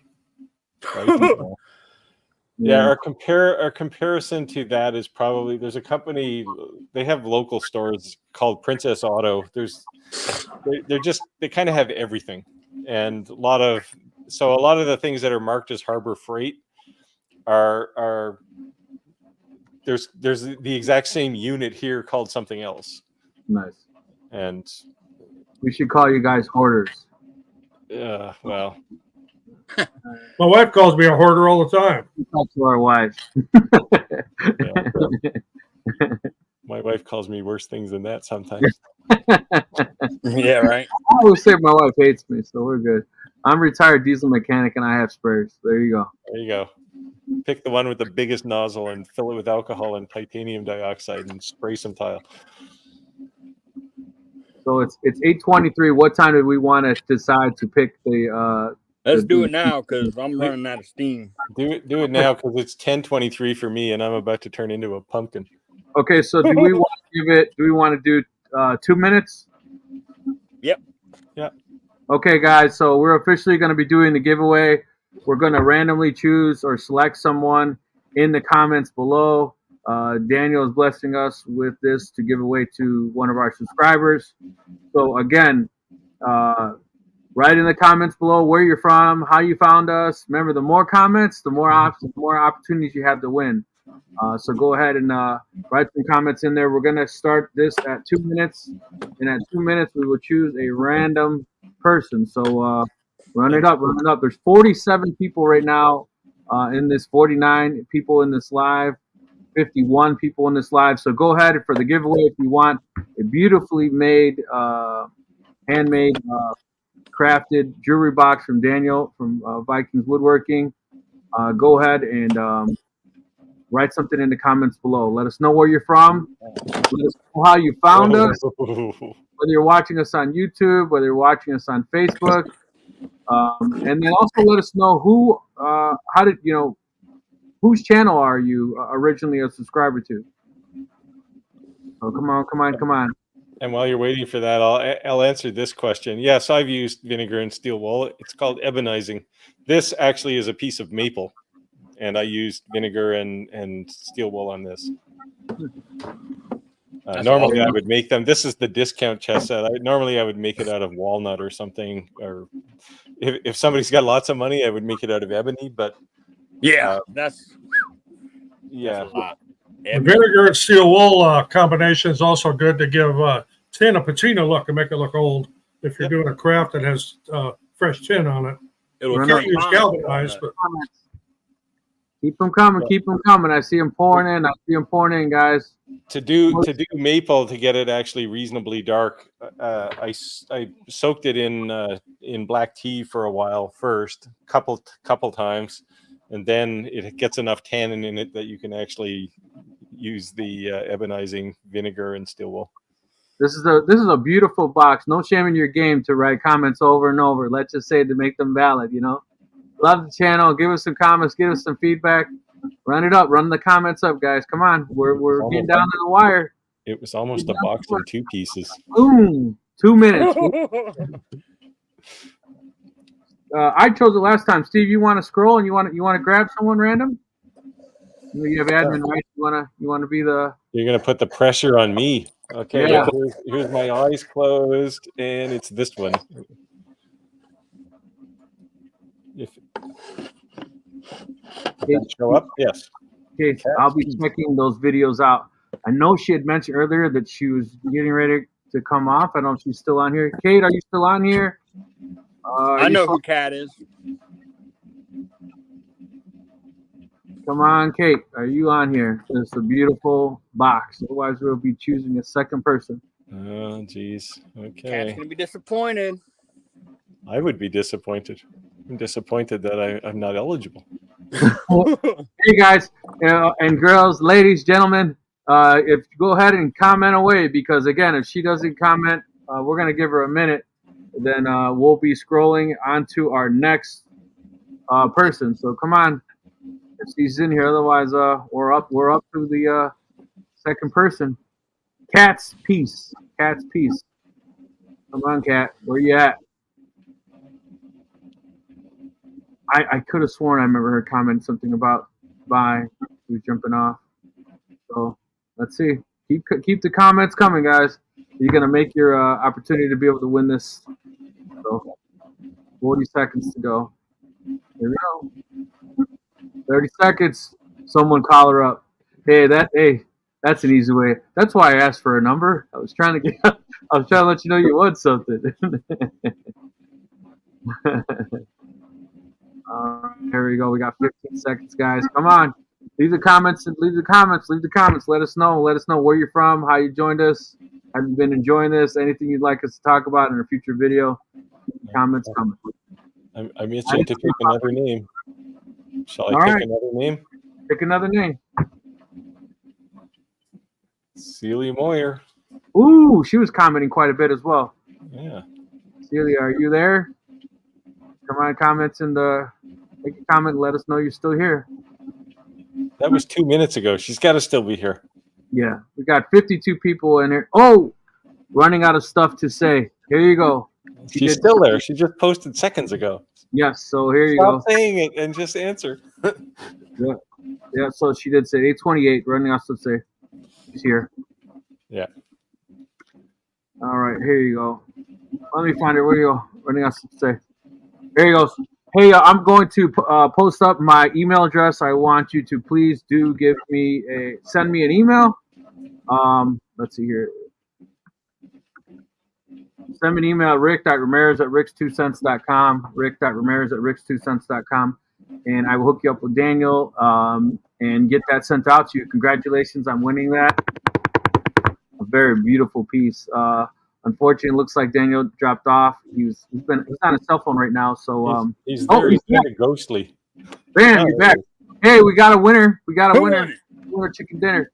Celia? So I did. There you go. She's here. I posted up my email address so that she can send us an email. And she is in the comments.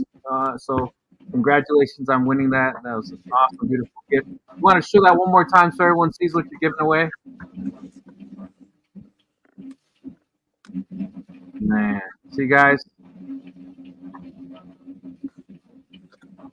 beautiful, absolutely beautiful. Congratulations. All right, thank you guys all. Thank you for joining us. I appreciate you guys' time for the comments. We're doing this every Friday, 6:30 Central Time, and we're all coming from different areas here. But thank you and appreciate everyone for joining us. And we will be doing those giveaways. No one else has anything for next week. I already have something in mind that I'll be giving away as well.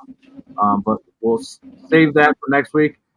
So bye for me. Thank you for joining. You guys want to say goodbye or anything you'd like to close out with? Feel free to jump in there. Skull. Well, thanks everybody for watching. We'll see you next week. Thanks, everybody. Really appreciate this and for coming in. It looks like our audience continues to grow, so be back next week. Thanks again, everyone. Appreciate you.